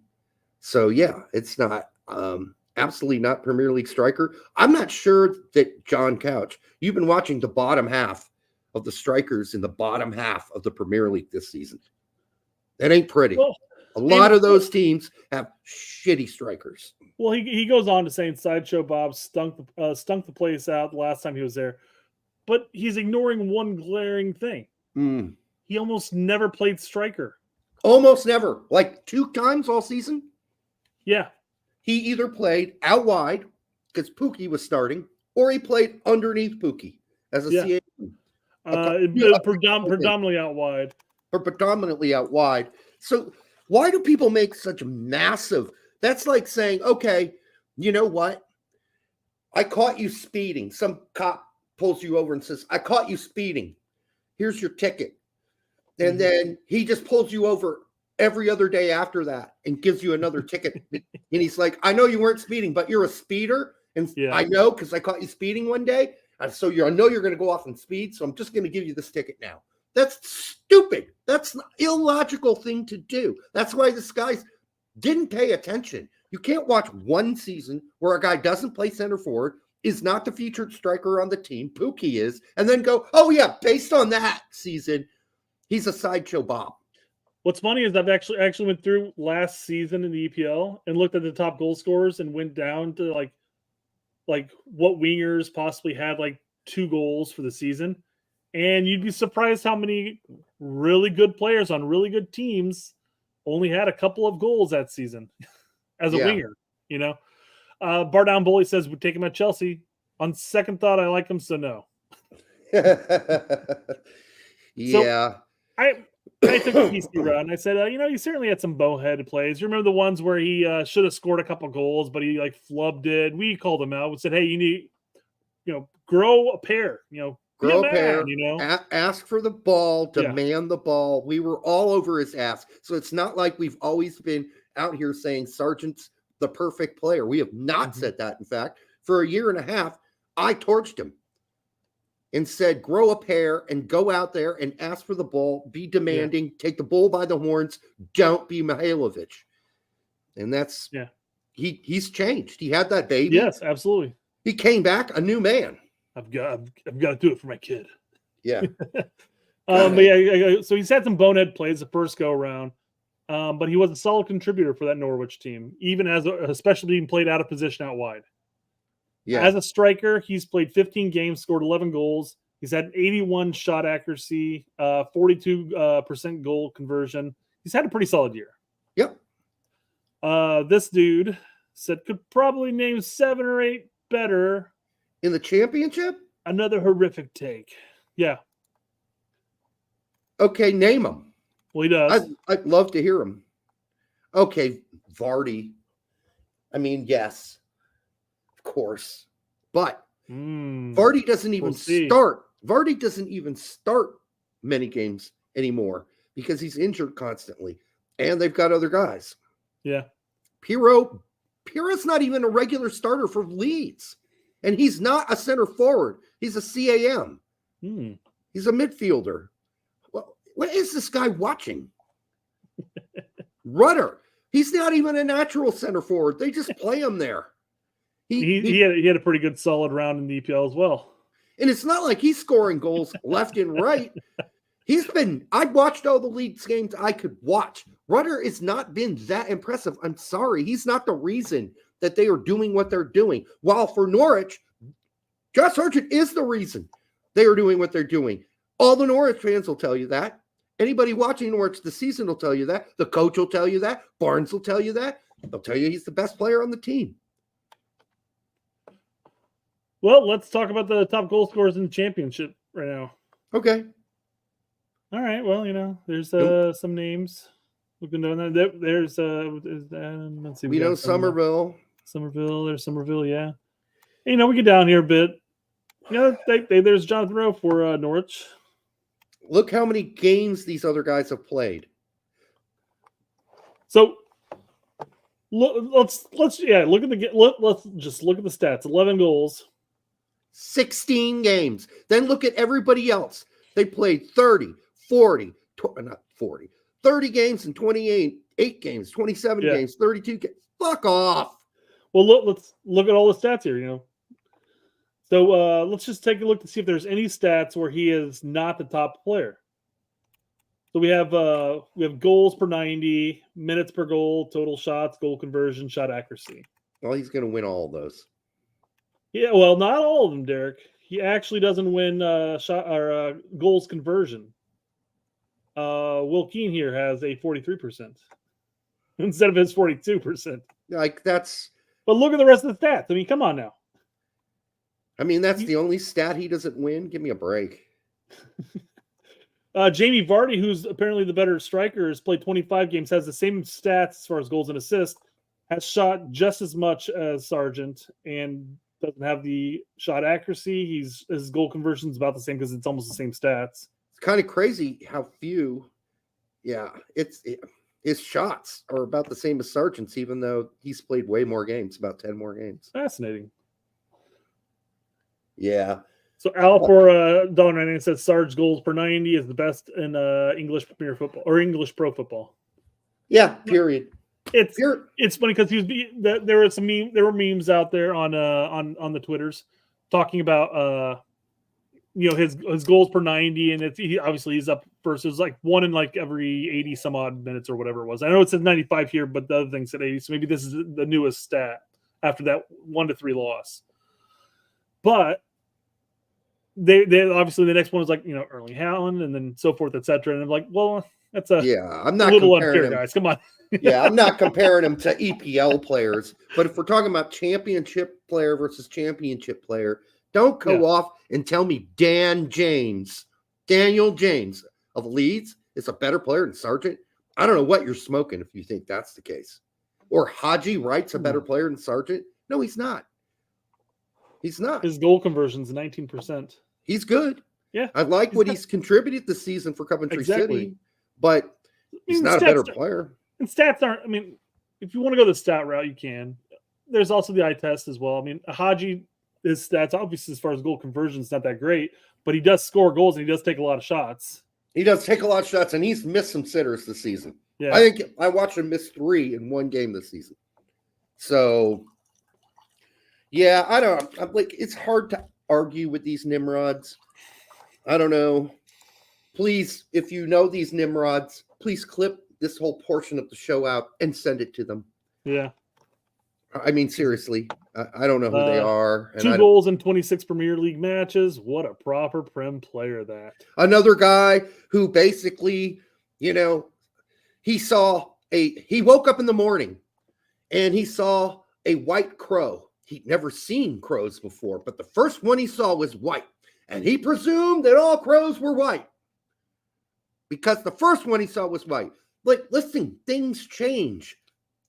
Like, you cannot assume that Josh got to play center forward because he didn't. You can't assume anything about his first year in the Premier League. That's a joke. He was younger then. He hadn't had his kid yet. He's older. He's more mature. He demands the ball now. He's a different player altogether. He always had the skills. He just didn't have the guts. And now he's got some. So, man, people making mass generalizations. Well, and and I like Norwich for having watched them for 3 seasons now. I'm not a fan of them by any means because I don't just immediately grab a team that the U.S. player plays on. I'm a fan, but I do enjoy watching their games, not necessarily because it's quality football all the time, but mainly for watching Sargent. Yes, but it's just. Here's one right here. The Prem striker, please. He might be banging in the champ, but nowhere near the goal return in the Prem. Okay. He might not necessarily get 11 goals, but then again, if he plays for an actual team that provides opportunities and he has this mentality now, because he's not the same player he was 2 years ago. And you can say that about any player that's going through a good streak right now, is they're not the same player they were 2 years ago. Right. So. Right. Also, and I will say this again for Lou Ma, another moron. Have you watched the strikers for the bad teams in the Premier League? The ones roaming around the bottom 7, 8 in the league? Are you impressed by them? Because I'm not. Oh, and here's another guy. Boy, he must be, let me guess, the fan of the team that Jordan Rhodes plays on. That would be my guess. Doesn't say. Yeah. No, just some special takes. Ed. And the thing is, people talking about his time in the Premier League probably didn't watch any of his games, unless they're Norwich fans. And most Norwich fans are actually coming to Josh's defense in this chat. Yeah, he didn't have a hell of a production, but he was one of our top players. He contributed a lot, especially in the defense, etc., etc. Yes, and. That Norwich side was not great, and hell, they were the first ones to come in and say, "Yeah, he was playing for a Norwich side that wasn't great." How about this, Brett? How about you not have a stupid ass opinion if you have no context to make that opinion? Like if you're not even a Norwich fan and you're just having a dumb opinion and you barely watched a game of Norwich when Josh played there in the Prem, then shut your mouth because your opinion is probably going to be stupid. Because you have no context in which to create that massive generalization that you just did. But go ahead. It's a free country or it's a free platform. You can say whatever dumb shit you want, but don't be surprised when people call you dumb. When you're dumb, you're dumb. Rhodes is 34-year-old Scot that plays for Blackpool. Oh my God. Well, then his career is nearing an end, I would say. Yeah, then this guy obviously is a Blackpool fan. Okay. Well, why don't you go back to Blackpool and go suck some cock from that player? All right. Just go over there and suck his cock, rub his balls. I'm sure at his age, he needs the help to get it up. All right. Okay. Let's talk about a little bit of Ethan Horvath here. Ethan Horvath, he really likes the bench. Except for now. Not now. He used to. Yeah. Ethan Horvath, But yeah, he really likes he's, to pick splinters he's out of extended his ass. Clearly, it's affected his hands. Look at all that. He has always had that on. That's crazy. I know. So he's up to a four-match unbeaten streak with Cardiff right now. Yeah. So that's good. We've talked about the games. We've talked about how much he's had to contribute on some games and how much Not he has a in lot. others. Yeah. Regardless, but it was funny because Cardiff. Let me pull this back up because I want to get the right position on the championship here. Right. So Cardiff are currently in 10th place at 50 points. Hull City's in 6th at 57. Now, I'm not saying that Cardiff is going to make the playoffs, but how funny would it be if Ethan, as the goalkeeper for Cardiff, makes the playoffs again? They win, and they get promoted. This will be the third team because I said second team when I mentioned this earlier because I made this joke. We're like, that'd be 2 teams he's been a part of getting promoted. Do you think they'd stick with him, unlike Luton? And Larry did mention this Larry, not the Larry, not Scorpion Larry. But he goes, it would be 3 teams. Forest, 2 he got promoted with. But he wasn't necessarily the starter at Forest at that point. Larry Henry's a writer. Yeah. So it'd be funny if Cardiff does get promoted. Now, the big question is if they get promoted, they go to EPL. Let's just say, do you think they're going to stick with him, or do you think they're going to break the bank and buy it and get a new goalkeeper? Won't be funny to or Ethan. No, I'd be livid at that point. So just give me a middle of the pack team that has no chance of promotion out of the championship. I just want to fucking play. Right. You know why he has to put all those bandages on his fingers? And it's nothing gross. Sorry. It's just he's got really skinny fingers. Trying to make them thicker. So, well, and they bend and break easily. Like he stubs his fingers all the time and whatever. Fair enough. Yeah, and I'm sure like that, but yeah. Yeah, and then his left wrist is apparently a disaster. So how do you? I feel like you just go like this and bend your hands like that. But I feel like punching would be difficult. Yeah, you would. But with those big hamburger helper gloves they have these days, it all works out.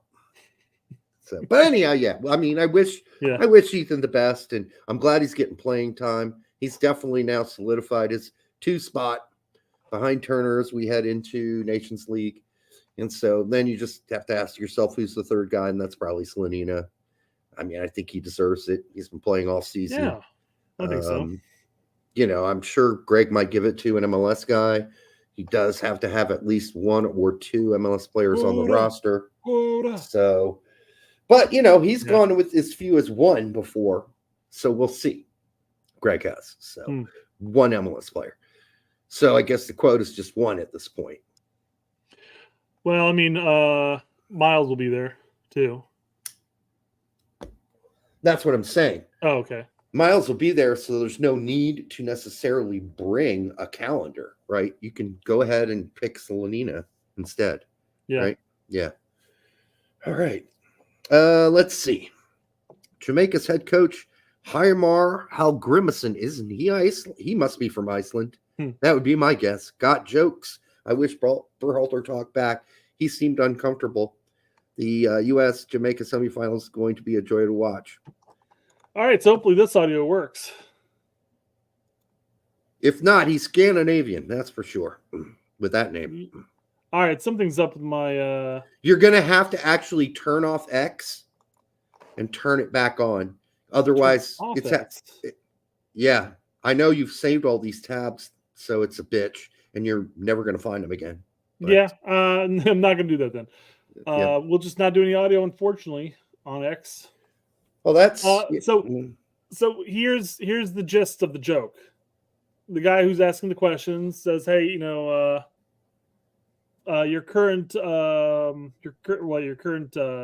talking about the current streak of them not winning against or in competitions like this. Mm-hmm. When do you expect that's going to end?" And he kind of looks over at Greg and says, 2 weeks. And then Greg's just sitting there with the microphone in his lap, like, yeah, is he talking to me? He's talking to me? No. So, I mean, it'd be great to have this, but I can make it. Yeah, because if you close down X, you're going to lose all your tabs. Yeah, no.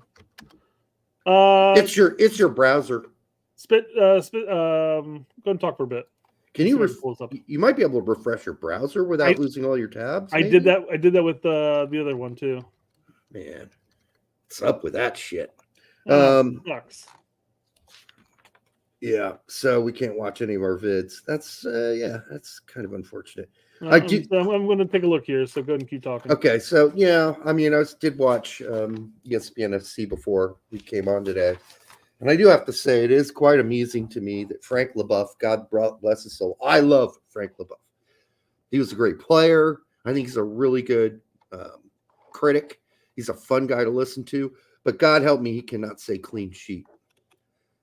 And French people in general, the other guy they have on there, can't remember what his name is.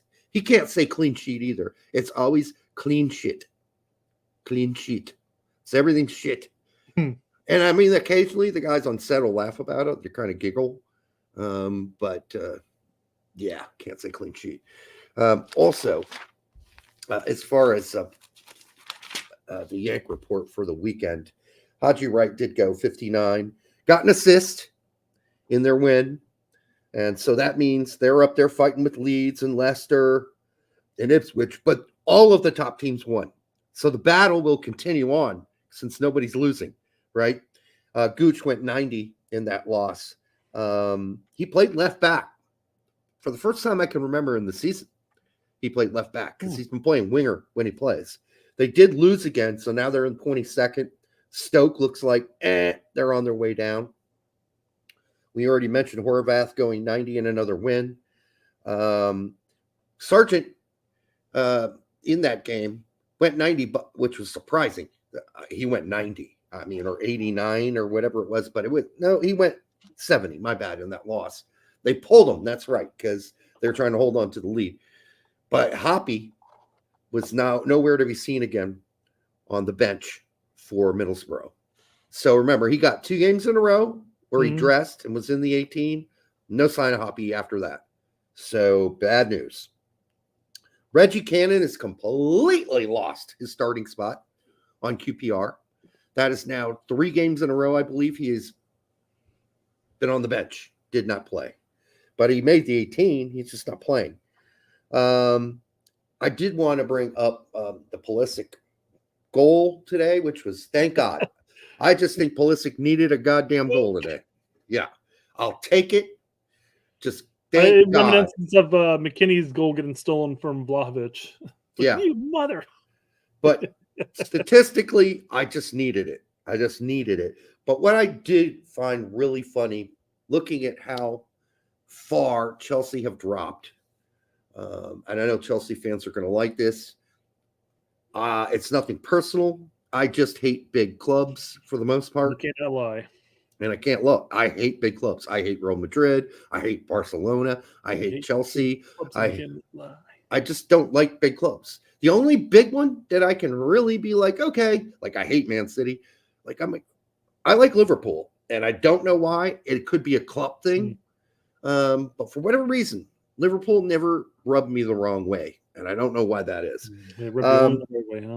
But it is hilarious since Tomori came on today for the AC Milan game to watch Pulisic, Tomori, Loftus-Cheek, Giroud, all out there on the pitch together playing. That's almost half the team out there on the pitch. And you're like, those were all Chelsea rejects. They're all players that Chelsea just had to get rid of and they're out there performing and playing well. And God help me, if AC Milan had to play Chelsea tomorrow, it would be a battle. But I think AC Milan will win. I really do. And with the players that Chelsea has on that team, no striker, of course. They have no striker on that team. And the one they had, they loaned out, I believe, to Fulham. They're like, yeah, whatever. I know you're the only center forward. We really only the real center. You go take a loan at Fulham. Fulham's like, we'll take him. You hate big clubs, but love Liverpool. I don't love Liverpool. I do not love Liverpool. I can stand Liverpool. That's different. Like, I'll watch Liverpool and I won't have, like, the only reason I watched Chelsea for so many years was Pulisic was playing there. Otherwise, I can't stand Bayern. I don't like big clubs, and I cannot lie. And the reason is I'm kind of an underdog guy. All right. That's why my favorite team is Fulham. Okay.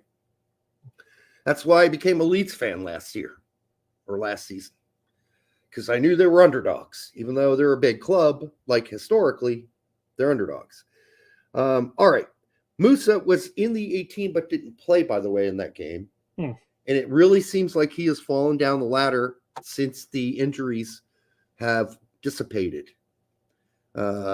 It might be something he needs to think about in the next window, as far as maybe going somewhere else on a loan or whatever. Because it doesn't look, now that everybody is healthy, that he's going to get a whole lot of playing time, unless there's more of a rotation that I'm not quite seeing from AC Milan. I haven't seen it, yeah. Nick Lima, by the way, in the cup game yesterday, got a goal and an assist for New England. Remember that guy? Nick Lima? Yes. Got that shot with us. Dwan Jones got an assist for New England. And a good goal from Esmir Baratarovic. Since now I can pronounce his name, I'm going to do it because I think it's fun.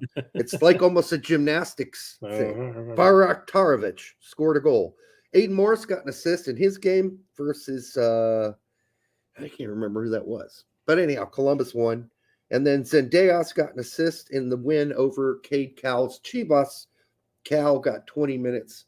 And, of course, they had to play with 10 men for some time in that loss. A lot of teams getting red cards, stupid red cards, and nearly costing themselves. Mexico against Brazil with the women. What a stupid-ass red card by Mexico. Stupid. You just cost your team the game. You made it to the semifinals. You just beat the United States. You got a really good, honest chance here against Brazil. And you get yourself red carded that fast? You ruined whoever that chick was, and I don't know who she was, you ruined it for your whole team. She was the 31-year-old ref, right?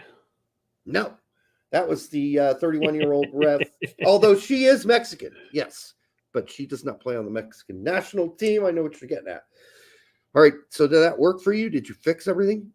Yes. Are you done with the midweek report? That is the midweek report. Oh, yeah, baby, midweek report.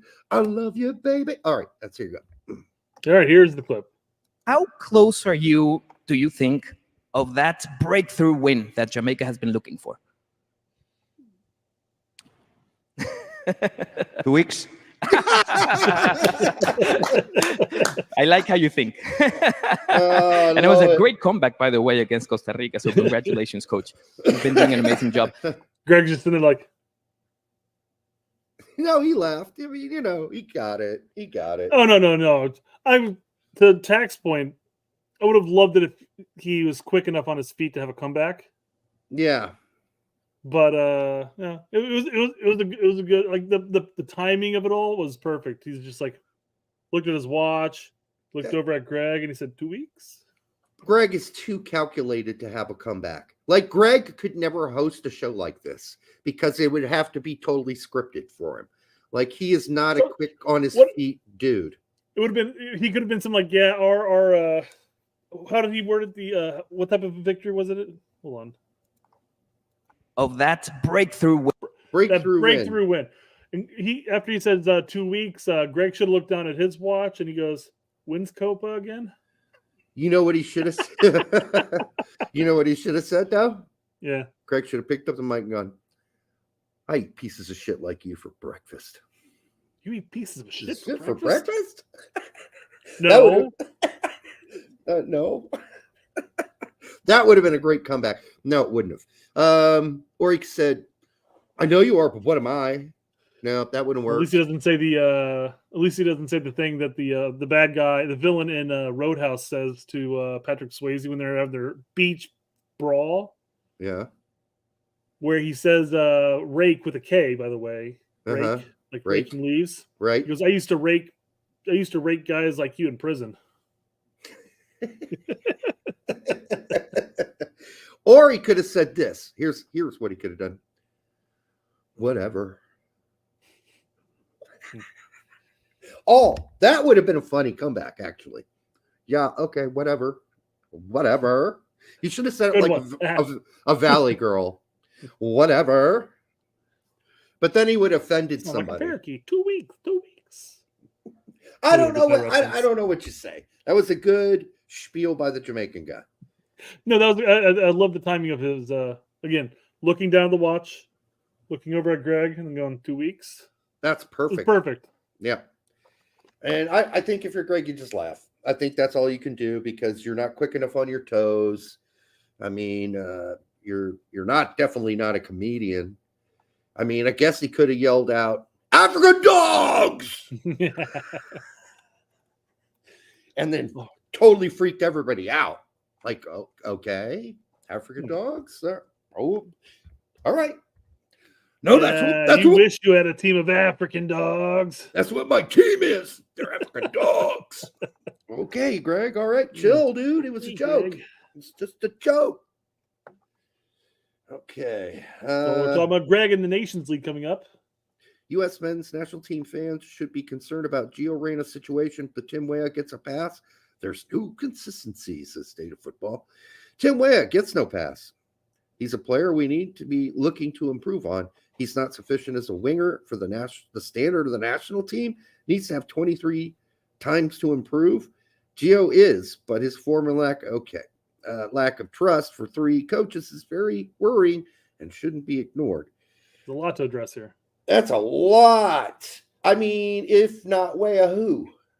Well, that's what you end up asking. You said, okay, oh, fill in the blank. Yeah. Oh, yeah. Like replace Weah with, and that's kind of the big point. Did he reply? Did he reply? No, of course not. Of course not. Cowards. So I guess first thing I want to address here is Tim doesn't get a pass. No, 100%. He does not get a pass. No one gets a pass. No. Weah's position, Weah's current state at Juventus is no different than his time at Lille, in the sense that he's not a consistent player. Right. But saying that, the quality of depth behind Weah at right wing is glaring. Is a massive steep drop off at this point. Right. So to your point, who are we going to replace him with? Dude, yeah, I mean, it's like, okay, you go to a party, right? And there's a girl there that you really like. And she's not like super hot or whatever, but you've hooked up with her before and it's always been a great time. You're not going to marry her. She's not going to be solid. She's a solid 6 and getting better with more beers, right? Exactly. But she is the most attractive girl at the party every time you go there because it's a bunch of 5s and she's the 6. That's what we're talking about here. Weah is the only 6 at the party. So you can't replace him even if he's not playing. Well, and yeah, that's the thing. He's not sufficient as a winger for the standard of the national team. I'm sorry, but have you been watching all the games in the past? Who are you going to play out there? Aronson? In fact, Aronson's a 4. I would argue and say that of all the players in our attack, Weah was arguably the most consistent player. And I'm lumping Pulisic into that because you don't know necessarily what Pulisic you're going to get. Is he going to play hero ball or is he going to play the proper way he needs to in order to, enact change and improve the team? Because when he plays hero ball, that doesn't necessarily help us all the time. In fact, it kind of hurts us sometimes. Right. But Way as a consistent player, you know exactly what he is. He plays well with both McKinney and Dest on that side, and they have a great recognition of each other. Yes. He whips in low and incredibly powerful crosses that are dangerous. You're like, oh god, look at that. He has a rip and a half. He's one of the few players on the team that'll shoot outside the freaking box, and there's nobody to replace him. Yeah. Speaking of whipping it in and out. I mean, you can't put Aronson there. He's the ugly girl at the party who really likes you and puts a lot of effort into hooking up with you, but you're like, nah, because she's got also kind of shitty personality and she's desperate, right? So, like, you got to pick the 6 at the party who's a good time. You guys, you've had good experiences together. You've scored together, and it's been good scoring. And you like the same music and all that, because there is no other person to replace her at this particular clique party that you attend on a regular basis. It's the best it's going to get. And until you can find me another 6 who's also likes my same music I do, is great in bed, scores well when I score well, then no, you got to go with Weah. And it's not about him getting a pass. It's just that there's nobody else. There is literally no one else to pick. That's as simple as that. John wants to know why not both the 6 and the 4. Cumulative, you'd have a 10, Derek. I'm not getting into those experiences. That could get me in trouble. The other talking point I wanted to talk about here was the lack of trust from 3 coaches is worrying. Very worrying. It's very worrying, Derek. I wouldn't even say Terzic's lack of playing him is a lack of trust. It's just a lack of rating him for his system. Right. He's trusted him in the past. Yes. He's one of he comes off the bench and plays 20 some odd minutes every now and then. I wouldn't say Berhalter has a lack of trust in Gio.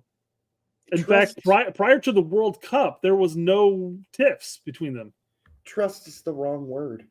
And there can't be a lack of trust between him and Nuno. I just don't think Nuno. I think Nuno likes his 4 up top and just doesn't really want to put in a guy he doesn't have an option to purchase. Right. Trust is not the wrong word. Yeah, it's not the right word. Yeah. Excuse me. The word is, as far as Nuno, the way he's been playing, is conservative and sticking. The Terzics too. Sticking with the horse he rode in on. Like, if the horse you're riding right now is doing a good job, occasionally getting a win, competing, you don't all of a sudden get on a different horse because you need to know you got to go from A to point A to B, and B is staving off relegation. And so, I didn't know that Nuno wouldn't be able to fit Reyna in. But then again, can Reyna start? Can Reyna really start right now? He hasn't started a game for so long. How's his fitness? I don't know. It would have been great to see that in the FA Cup, but we're not going to go back to there. Right. But, I mean, with Nuno, you got to have to look at the fact that his team right now, since he got there, is more or less averaging close to about 2 goals a game. Yep. It's not his attack that's a problem. It's the defense. They leak in goals. So again, he's going to ride that horse out. And people in the chat have mentioned in previous shows how he's notorious for not necessarily shaking things up and making the subs needed to rotate players. Yeah, it's like going to that same party, right? And you see your regular, good, friends with benefits gal you usually hook up with, the 6. Mm-hmm. And then you look over in the corner and there's a whole new gal there. She's an 8. But is she wacko? Is she on drugs? Does she have a good personality? Are you going to like the same music? Are you going to be able to go home with her and watch a movie and have a good time? Or, is she going to cause havoc? Is she going to be some crazy bitch that starts throwing shit at you or wants you to ask her to marry you the next morning? Mm-hmm. That's what Nuno's dealing with. He's like, yes, Reyna is he's a pretty thing. He plays pretty, blah, blah, blah. But as far as the way things are going right here at this party, I got to stick with the regular stuff right now because I know what it is. I can define what I've got. I didn't know Nuno was going to be that conservative, honestly. So I'm going to probably have to eat crow if this continues. Because the one thing I said is I believed in Nuno. I believed he would figure out a way to work Reyna into this lineup somehow. And I've been wrong so far. Now, the season is long from over. There are going to be many games where Nottingham Forest are going to need a goal. I'm just hoping that point comes when it's not like the last 10 or 7 minutes of the game. Exactly. Reyna needs an opportunity. Or, hell, if it's going this route, then, I know when Reyna's been coming in, he's been kind of conservative, trying to maintain possession, look like he can actually contribute. But Nuno's not biting at the bait. So maybe next time he comes in for 7 or 10 minutes, he just tries to create that one brilliant opportunity. Maybe he'll fail a couple of times. Yeah, what's the worst that can happen at this point? Yeah, I mean, Drew got to dribble for the whole team sometimes. Well, I mean, there were a couple of games where he was connecting properly up with Adoy on the wide left from time to time. I mean, he's looked fine when he comes in. He just needs minutes. Right. You give him 30 minutes or 25 minutes, he can make a difference for you. If you're down 1-0, and there will be games in this season, Nottingham Forest are going to be down with 60 minutes to go. For 30 minutes to go, 25 minutes to go, and they desperately need a goal to get a point. They're going to probably have to try some things, especially if they've been shut down all game. And by the way, Hudson Adoy is not going to have a great game every game. Alonga is not going to have a great game every game. There are games where Nuno's going to go, that guy's having a shitty game. He's been totally shut down. I'm bringing in Reyna. Or, you've got Gibbs White. Is Gibbs White going to be the answer for every game? Maybe not. Maybe Gibbs White is having a difficult time breaking down the block. Hank Yates, throw him back into as an 8. Yeah. Reyna at the 10. Origi looks like he's going to be the first go-to on the wings at this point, but he's also kind of the first go-to at the top, too. Center forward, too. So it's we'll see. I'm hanging in there. I'm trying to be patient. I'm as frustrated as all of you are about this. And no one gets a pass. But again, in this case, however, you can look right behind Gio Reyna and say, yeah, there's this other guy, and he's playing at PSV, and he's cooking. So yeah, and can you, as Greg, bring Reyna into camp? Okay, say he gets to camp. Reyna gets to camp, and they do the usual routine. They run, they do practice, and then they do their testing, which they hook these players up nowadays, right? And to find out what their fitness is. And that fitness test tells him that Reyna can only play a half. He's only fit enough to play 45 minutes. Well, then he probably can't start him. He probably can't. And so you'll probably end up starting Malik Tillman and bringing Reyna in for the last 30 minutes, 20 minutes, 25 minutes of the game. If that's what the machines tell you, the computers tell you. And don't kid yourself. That's how this shit is done now. The computers tell all the staff who's fit and how long they can play. And I don't know how fit Reyna is. Maybe he's running a marathon after practice every day. I don't know. But then how good's your form? Well, the form looks good when he comes on for his 10 minutes here and there. Looks great. So the form doesn't seem to be the issue. But can he start and go for at least 70 minutes, 75 minutes before you bring Tillman on? I don't know if he can. I mean, I would like to think he could, but that's not going to be up to Reyna. And it's not even going to be up to Greg in some cases. It's going to be up to what the physios say and the tests say and the computers say. And that's how things work now. 2 more mentions that Alinga hasn't had a good game yet, low-key. Even if you don't think his overall performances have been good, he does do one thing that Force need, and that's he's been scoring some goals at moments. Yeah. But he's also had a couple of games where he's been the root cause for the opposition scoring a goal. And usually, like the final goal, I think, wasn't he at fault for West Ham's 4th goal or 3rd goal or something like that? Could be. It was something like it was just I don't know. You start. I've heard some of Force fans talk about Alinga, like they're like, oh, we like what he brings, but man, it's almost like he guarantees to have one boneheaded play a game or something like that. Right. And you're not going to get boneheaded plays from Reyna. The question is Reyna going to run up and down the wing for you for 75 minutes? That's going to be up to Nuno to figure out. That's up to the physios and the testing there at Nottingham Forest to figure out. And did you know Gibbs White is also eligible to play for Jamaica? Well, he probably should start creeping on over that direction. I don't know. He mentioned he's like 24 now or something like that. Yeah, you think, but he also mentioned how it's been his dream since he was a kid to represent England. So, well, sometimes dreams end. I'm sorry, but Jamaica's gonna be like, yeah, that's fine. We can be your silver medal. Come here, man. If Jamaica add Gibbs White, I mean, that's going to bring something to that team that they really, really don't have. That kind of creative CAM at that level. They'd be really even more deadlier than they could be on paper right now. The problem with Jamaica is they're great on paper. We haven't seen magnificent yet from them on the field, on the pitch. So we'll see.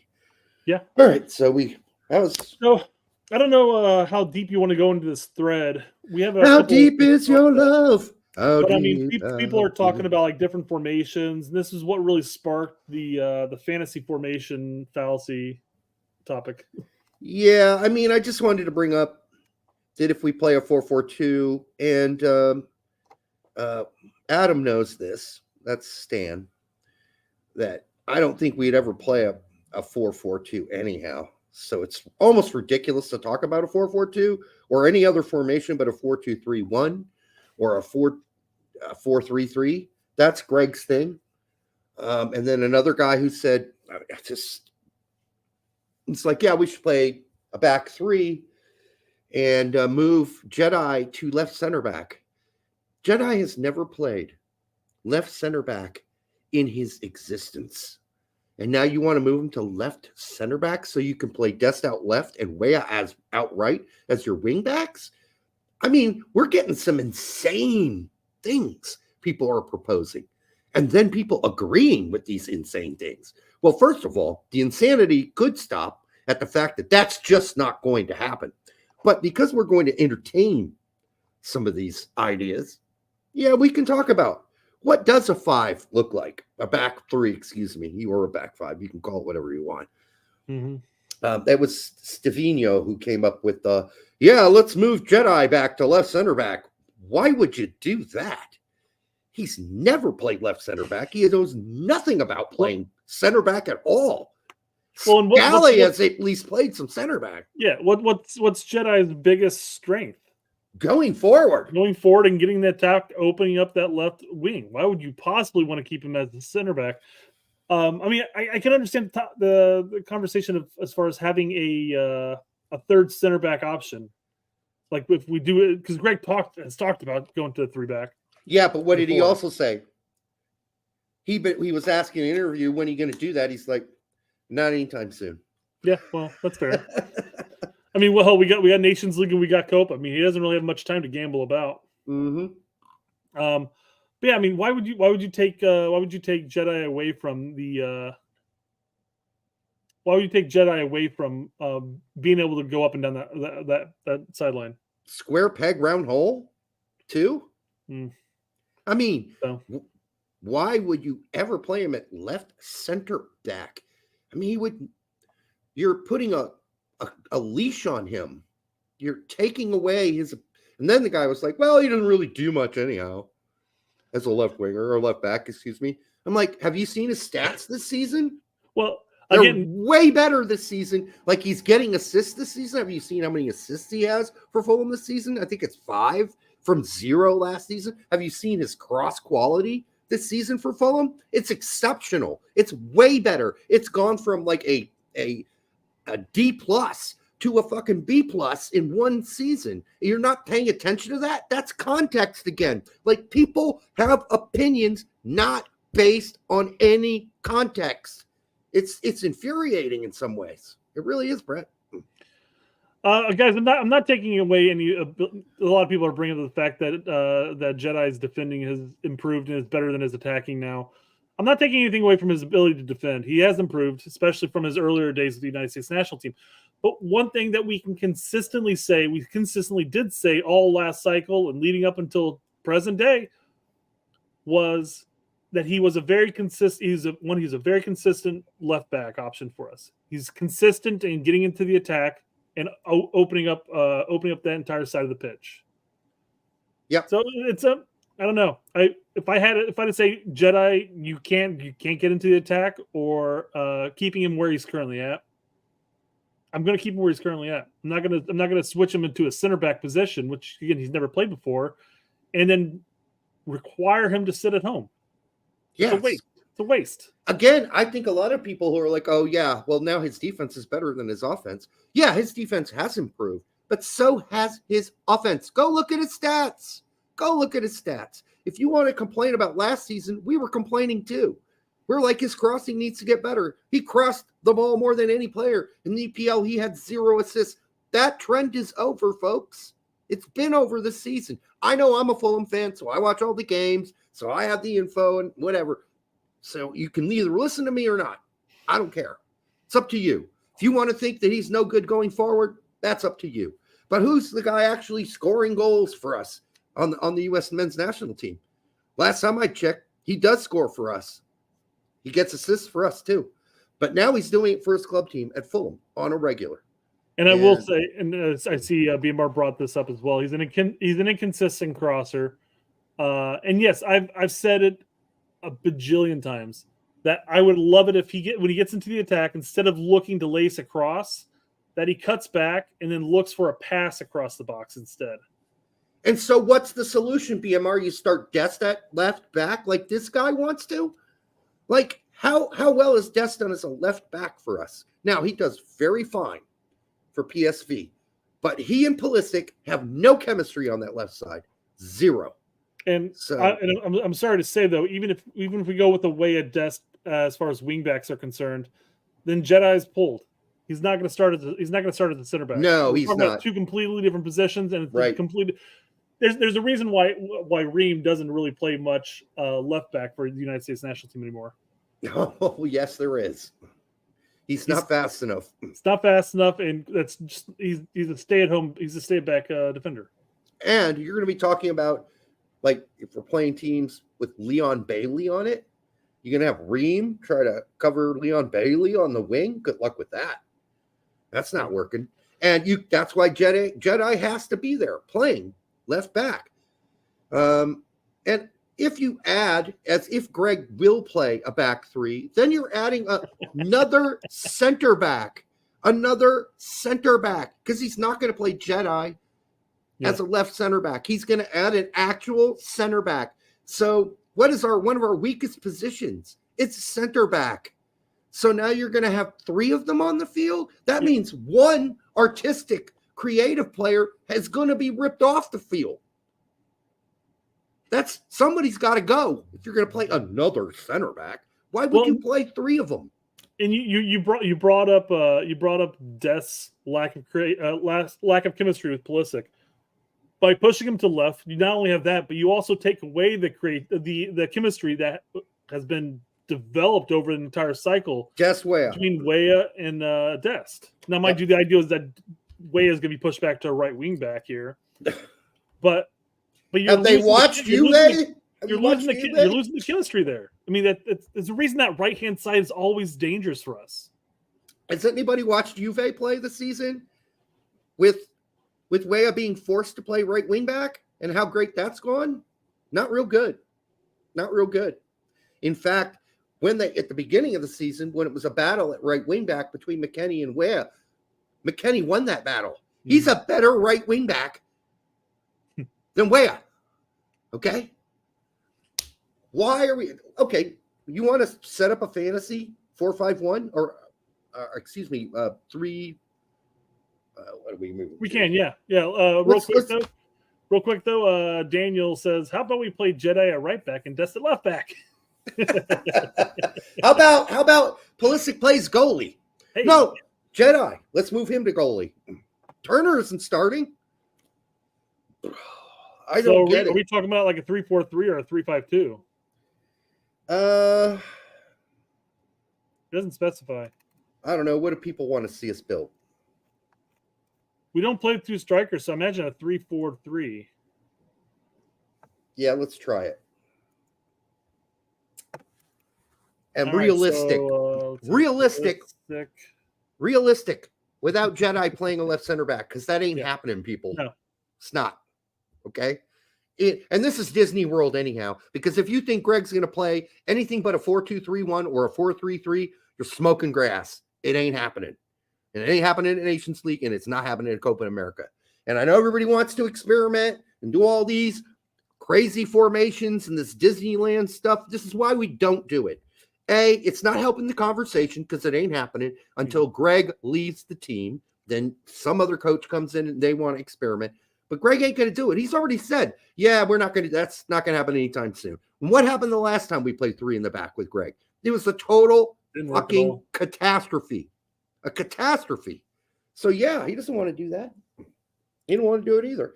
Yeah, we got to pull those wide players back. Well, I guess that'll work.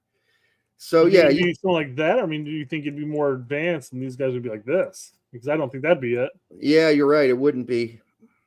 Yeah. I think a 3-4-3 under Gregg would be more like this. I agree. I agree. Let's pull that striker down. I don't like him sitting so high up. That's never going to happen. Exactly. In fact, let's put our striker down here. Because that's where he ends up most of the time. Okay, so 3 center back. Are we assuming that Ream would crack the starting 3? I mean, he's not really playing much anymore. Yeah. But the other alternative would be CCV in the center and then having Miles at the right. I think actually at this point, Richard started in the middle and Ream would be on the left side. And the reason I say that is that he's the only one that can effectively switch fields. And if you put him in the center, it makes switching fields more difficult. If you put him out left, when he brings the ball up the field, it's easier for him, which he's really good at either connecting with the winger, the left wing back, or splitting it and connecting with the right wing back. So I'd still put Ream at left center back. I don't think it exposes him any more than it would otherwise. Yeah, I don't know, man. We always imagine that you'd want your center back to be like a, I don't know, kind of like the captain, team leader, talkative, and orchestrating everything. That'd be fine, but Richards is not super comfortable playing out of the back. I mean, he's not bad at it, don't get me wrong, and CCV's gotten a lot better at it. You could put CCV in the middle, honestly, and have Richards out right, like he's doing right now for Crystal Palace. Yeah. Fair enough. I mean, we don't know. This is Disneyland. Yeah. This is just Disneyland is what we're doing right here. And then you got Dest on the right. Yeah, I'm going to get there. Okay. In the middle, McKenny. And then whoever. Johnny. Musa. Probably Musa. You're talking Gregg, probably Musa. Yeah, that's the thing, right? Because we are talking Gregg. So if it's Gregg, then it's Musa. But I feel like with Musa's lack of playing time and how the form that Johnny's in, I mean, I almost feel like you'd start Johnny at this point. But I mean, if Johnny goes to camp and it's really obvious that he's in better form than Musa, I still would doubt Gregg would put Johnny in first because he loves him some Musa. What was the one player that Gregg showered love over before the World Cup, like more than any other player? It was Musa. So he has this, like, I can make Musa do what I think Musa should do. Plus, if we're going to gamble on a formation, Wes and Musa at least had that chemistry in the center. Right. A better understanding of what to do and where to go. So now that you have Jedi, obviously that's Pulisic out there, allowing, hopefully, Pulisic to cut in a lot more since Jedi is going to be going up and down that wing, since he doesn't have to worry about playing defense, since we got 3 in the back now, right? Yeah. So Ballo and there you go. And the problem with this in many ways, well, I don't know if it's a problem, but you're you're hoping that both Weah and Pulisic are going to cover some space in the middle or cut in, because you can't have Dest and Weah taking up the wings, although they have a pretty good chemistry, so I think they'd work it out.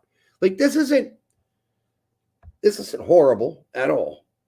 But can I ask you a question? Where's Tillman? Where's Reyna? They're going to be subs for Weah. Exactly. You're losing one of your most creative players in this formation unless you play him out at wing. Why would anyone do that? What are you gaining? You're cutting out one of two or both of your most talented player, neither of which can play a holding midfield spot in this role. And there is no center attacking midfielder spot in this setup. Mm-hmm.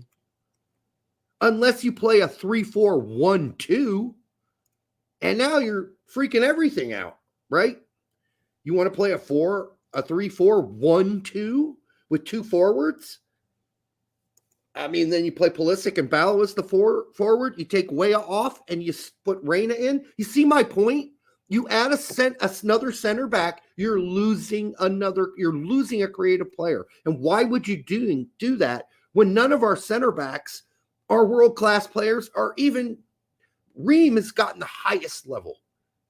He's the highest level center back that we have. He plays at the highest level. Richards is catching up to him, hopefully, and maybe passing him. Maybe he has already. I think it's too early to say. But wisdom-wise, Ream is the much better center back. Wisdom. Now, you're adding another center back, and you're taking off at least one creative player off the pitch completely.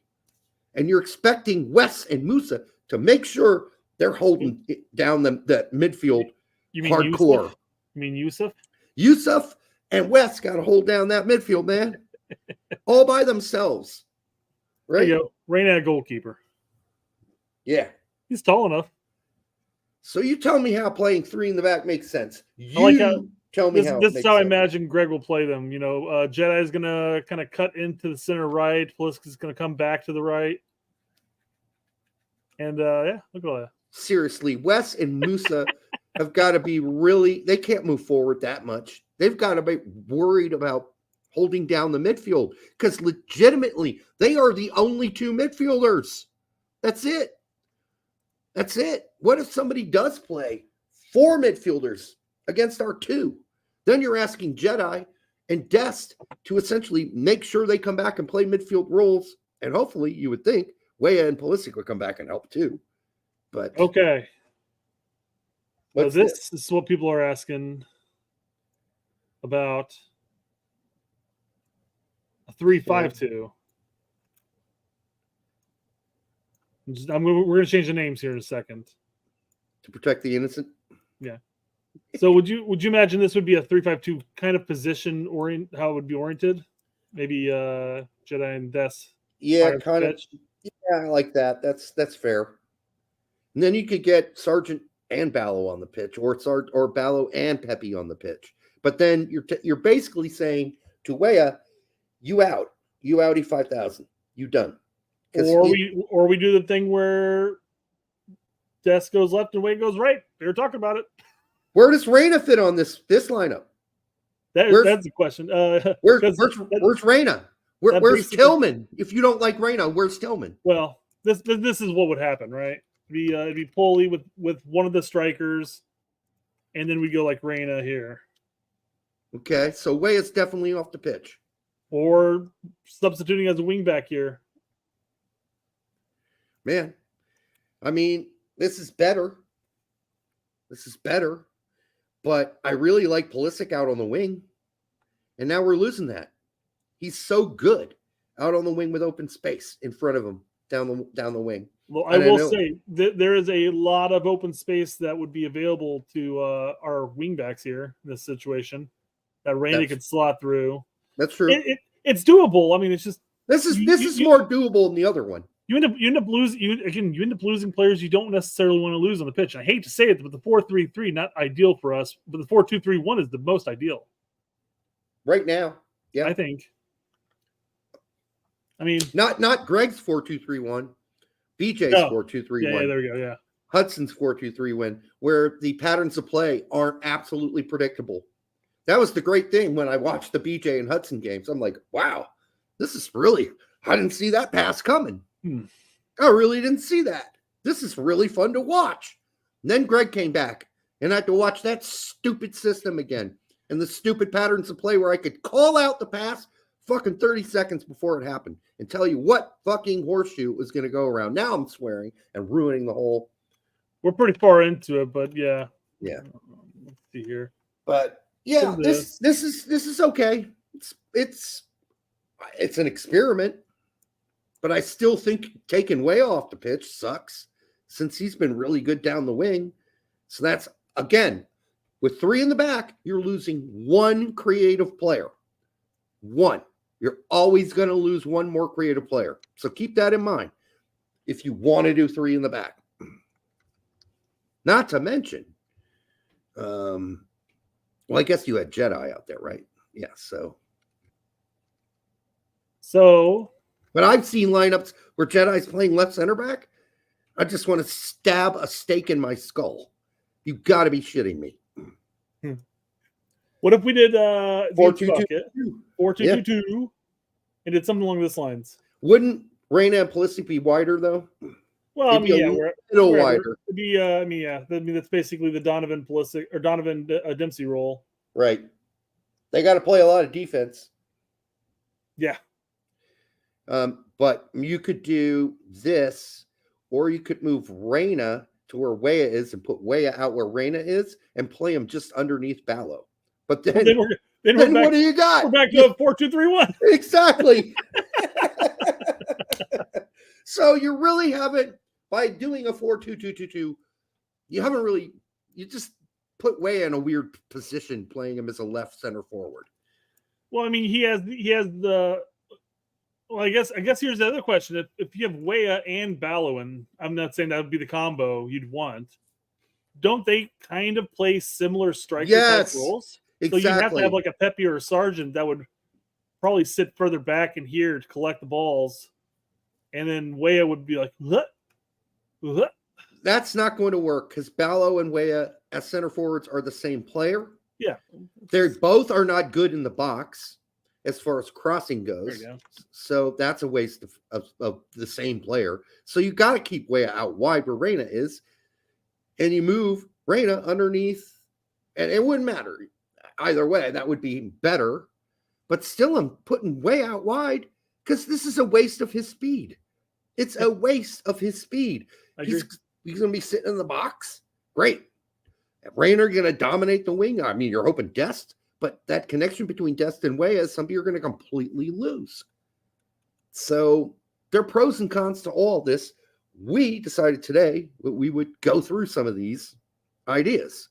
But when it comes back, when you cycle it all through, the 4-2-3-1 with Reyna plop down in the middle right behind the center forward is still the best option right now. If you're not, that's the other problem. If you're not playing Gregg ball, if you're playing BJ ball, Reyna or Tillman, I don't care, playing CAM underneath the striker is still the best way to set up. It's the best way to set up. And if you're playing Hudson ball, a 4-2-3-1 is the way to go. If you're playing a 4-2-3-1 or a 4-3-3 or any formation actually with Gregg, it's a lost cause. It's seriously just a lost cause. And that's why we say in the title, why it's not worth your time coming up with your own creative formations and stuff. Because Gregg ain't going to do it, number one. And number two, 3 in the back takes away one creative player off the pitch. And we already have enough problems being creative. Now you're going to take one of them off? Yeah. Now, we got one less guy who can do creative things. And our problem is creativity. Yeah. What do you think of the 2-4-4? Now, serious though on this stuff, I took 2-4-4 and I immediately changed CVS for Miles because I feel like a two back line probably was going to require those backs to be pretty quick. It's really a 4-2-4 in the end. Because Jedi and Deaths are going to have to come back play defense. Yeah. Now this is they can't go that far back. That's like this. That's hilarious. That definitely ain't happening. No. So yeah, expect one of two formations in my opinion. My opinion. Take it how you want. It's going to be the 4-3-3, which is going to be Gregg's 4-3-3 or a 4-2-3-1. Yeah. And if you're out there wasting brain cells, I'm not okay. Listen, it's you. You can waste your brain cells whatever way you want. It doesn't matter to me. We just wasted some doing this. But I think at some point you got to go, yeah, that's not going to happen. I mean, it was fun to do. It was fun to put together. And maybe this is a solution. But most of the solutions I've seen also cause problems. And that's what I'm saying. Yeah. And we've seen the 4-2-3-1 work like clockwork under BJ and Hudson. We have not seen it work like clockwork except for the first half against Germany for Gregg. Otherwise, it's been pretty atrocious. Berhalter addresses Gio Reyna's U.S. men's national team role, Tyler Adams' potential return. We know Gio's a creative player. We know he's a great player for the final pass. Berhalter told The Athletic on Tuesday. And, we have to see what he can do in terms of workload, how long he could last in the field because he hasn't been playing. But we also see other options as well. Malik Tillman, step down, Malik Tillman. It's time for your award. Yeah, we could see Malik Tillman on stage.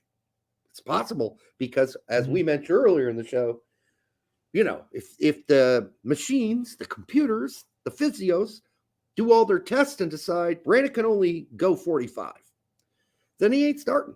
Yeah. Period. Well, I mean, not in a competitive match. He did it enough times in the friendlies and stuff like that. Although maybe Gregg wants to start the match off on the right foot. Maybe he would play Gio first and then maybe look for an early sub in the second half. It's questionable. All this is telling us is that he's questioning whether or not he can last an entire match. And he's setting it up. Yeah. He's basically saying, hey, guys, don't be surprised if Reyna starts on the bench. Because Gregg doesn't say anything on accident. Nope. Except for the immoral leadership conference. Well, that wasn't on accident. It was an accident that got released. That's true. That was not what he said was not on accident. You're right. Berhalter said the U.S. has quality players in that position, men in the center attacking midfield position? In the Reyna position, yeah. Mentioning Musa, McKennie, Malik Tillman, ding, ding, ding, Luca De La Torre, maybe. Although when Luca came in for Reyna in the last game versus Germany, that was a nightmare. Well, yes, that's because the Weston, Musa, and Luca De La Torre trio played very flat. Yeah. They didn't have that advanced role. Now, once Luca De La Torre went up higher on the pitch and played that advanced role, we regained some balance. Now, mind you, we were already down 3-1 at that point, so that didn't help. But it was better after that point. Calling Musa a playmaker is like saying a blind man can see. Mm-hmm. I'm sorry, but Musa does nothing in the final third, and he's done mostly nothing for club and country since he's been a professional player. So don't even compare the two. Weston McKennie, I'd rather him start than Musa, because at least when we see him kind of dawdle into the middle for Juve, we've seen him create stuff. Mm-hmm. Tillman, yep. Luca De La Torre's played all over the pitch for Celta, but he ain't playing center attacking midfielder for him. And he hasn't played that. He plays out wide. He'll play left midfielder. He's played center midfielder, but never CAM for Celta. You know, the big thing I'm taking away from this is when the preliminary roster came out, they had Reyna listed as a winger. And we said, no, Berhalter doesn't do it. He doesn't make mistakes. He does it all on purpose. Maybe he's going to put him back on the wing. And that might still be an option. But all the players he lists that can play his role are all midfielders. Yeah, so maybe that was just a clerical error. Tillman's the only one that can really do what Reyna can do. As far as playmaking, look at De La Torre. Okay. Has he gotten more assists since he's moved to Spain? Yeah. Is he a playmaker? Not really. Not really. He's had some games where he has played for Celta. But is he a playmaker in the style of Reyna and Malik Tillman? No. Luca De La Torre is a lot of things. He's a workhorse. He's a hard worker. He's great wherever you put him on the field, but not at center attacking midfielder. I've never seen him like flourish in that role. For us, it's trying to figure out exactly what we need in each game, said Berhalter. That's a generic thing to say. But knowing that we have a lot of options to choose from, we're trying to figure out how we're going to beat the teams that we're playing against, what we need on the field to beat the team that we're going to play against, and then who can do that. Yeah, that is the most generic word salad response ever. Yeah. Copa America, I think, is something that is more realistic, but I wouldn't rule out Nations League because Adams is training with his team now. Berhalter said about Adams, I'm guessing he's back to training, so there's possibilities. Not only training, he played in a friendly.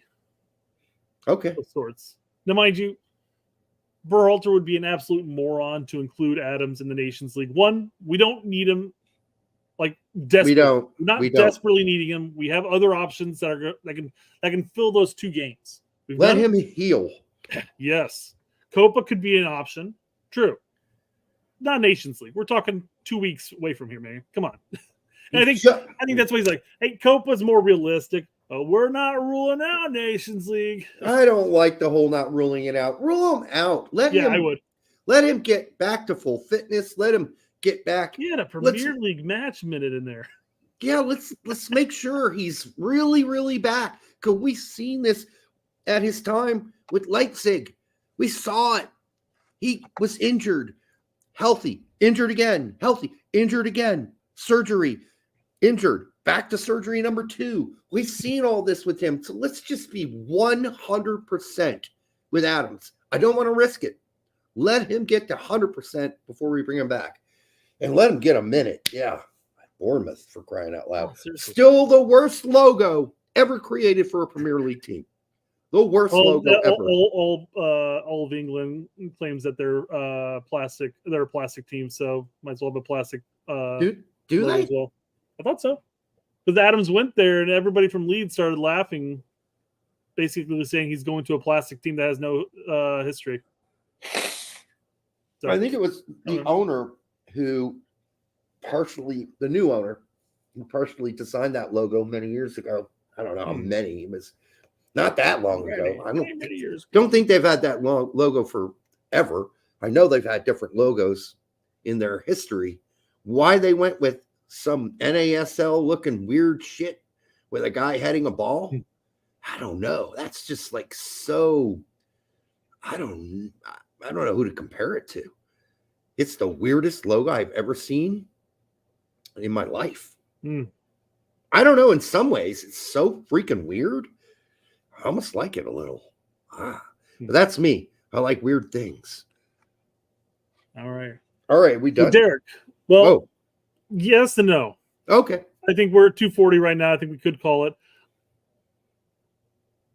We do still have the Nelsen Rodriguez video. Oh, Jesus. So I'm going to put this out here on the chat. We can say yay or nay to it. But Derek, would you be up for recording a video and then posting it tomorrow instead? Yeah, I'll do it. All right. Guys, you heard it here. There's going to be a video coming out tomorrow, too. Yeah, a Nelsen Rodriguez interview, which is great. As far as Menage a Trois, I need a surplus of snake oil and garbage. I mean, this is 2 hours and 40 minutes. This is not what I expected. Yeah. Honestly, I thought we'd have a lot less to say tonight. But as usual, I can't shut the fuck up. I got a big mouth. Well, that formation topic lasted a lot longer than I expected, and we had a lot of fun with that, I thought. I got a little riled up. Okay, so as far as somebody asked about Menage a Trois earlier. Yeah. The 4 and the 6, right? Just keep in mind, that's a lot of responsibility if you're the dude with 2 gals. And if you're really young, like say you're 17 years old, it might be a little more pressure than you're ready to handle. So take it slow. Better to get to a time when you're older and you can handle that kind of pressure, because that's a lot of activity you're responsible for, especially if the two girls are 18 and 19 and they know what the hell they're doing and they're just using your ass. So there's that too to keep in mind. And so that's easier, I guess, because then they're telling you what to do because you're 17 and stupid. And they're just like, you do this, you do that. But it gets even more confusing when they're both your stepsister. So be careful. Be careful out there what you sign up for. I would say take it one girl at a time, first of all, and start from there and gain your confidence. Until the next time on the Straight Record, we love you. We appreciate you watching the show and supporting us, for what now? Going on almost 3 years, according to one person. I can't believe it's been that long. It was right around during the COVID year. We started back up that March, I think. April area. It's gone by so fast. It's crazy. It really has. Mm-hmm. But we love all your support. We love all your comments. We will be back on tomorrow with the unlive, the non-alive show. Until then, good night.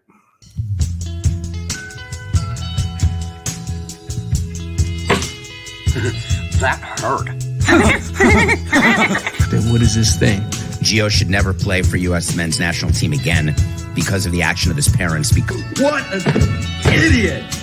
Oh, what type of Muppet does this? Muppets, absolute Muppets. I'm not going to be the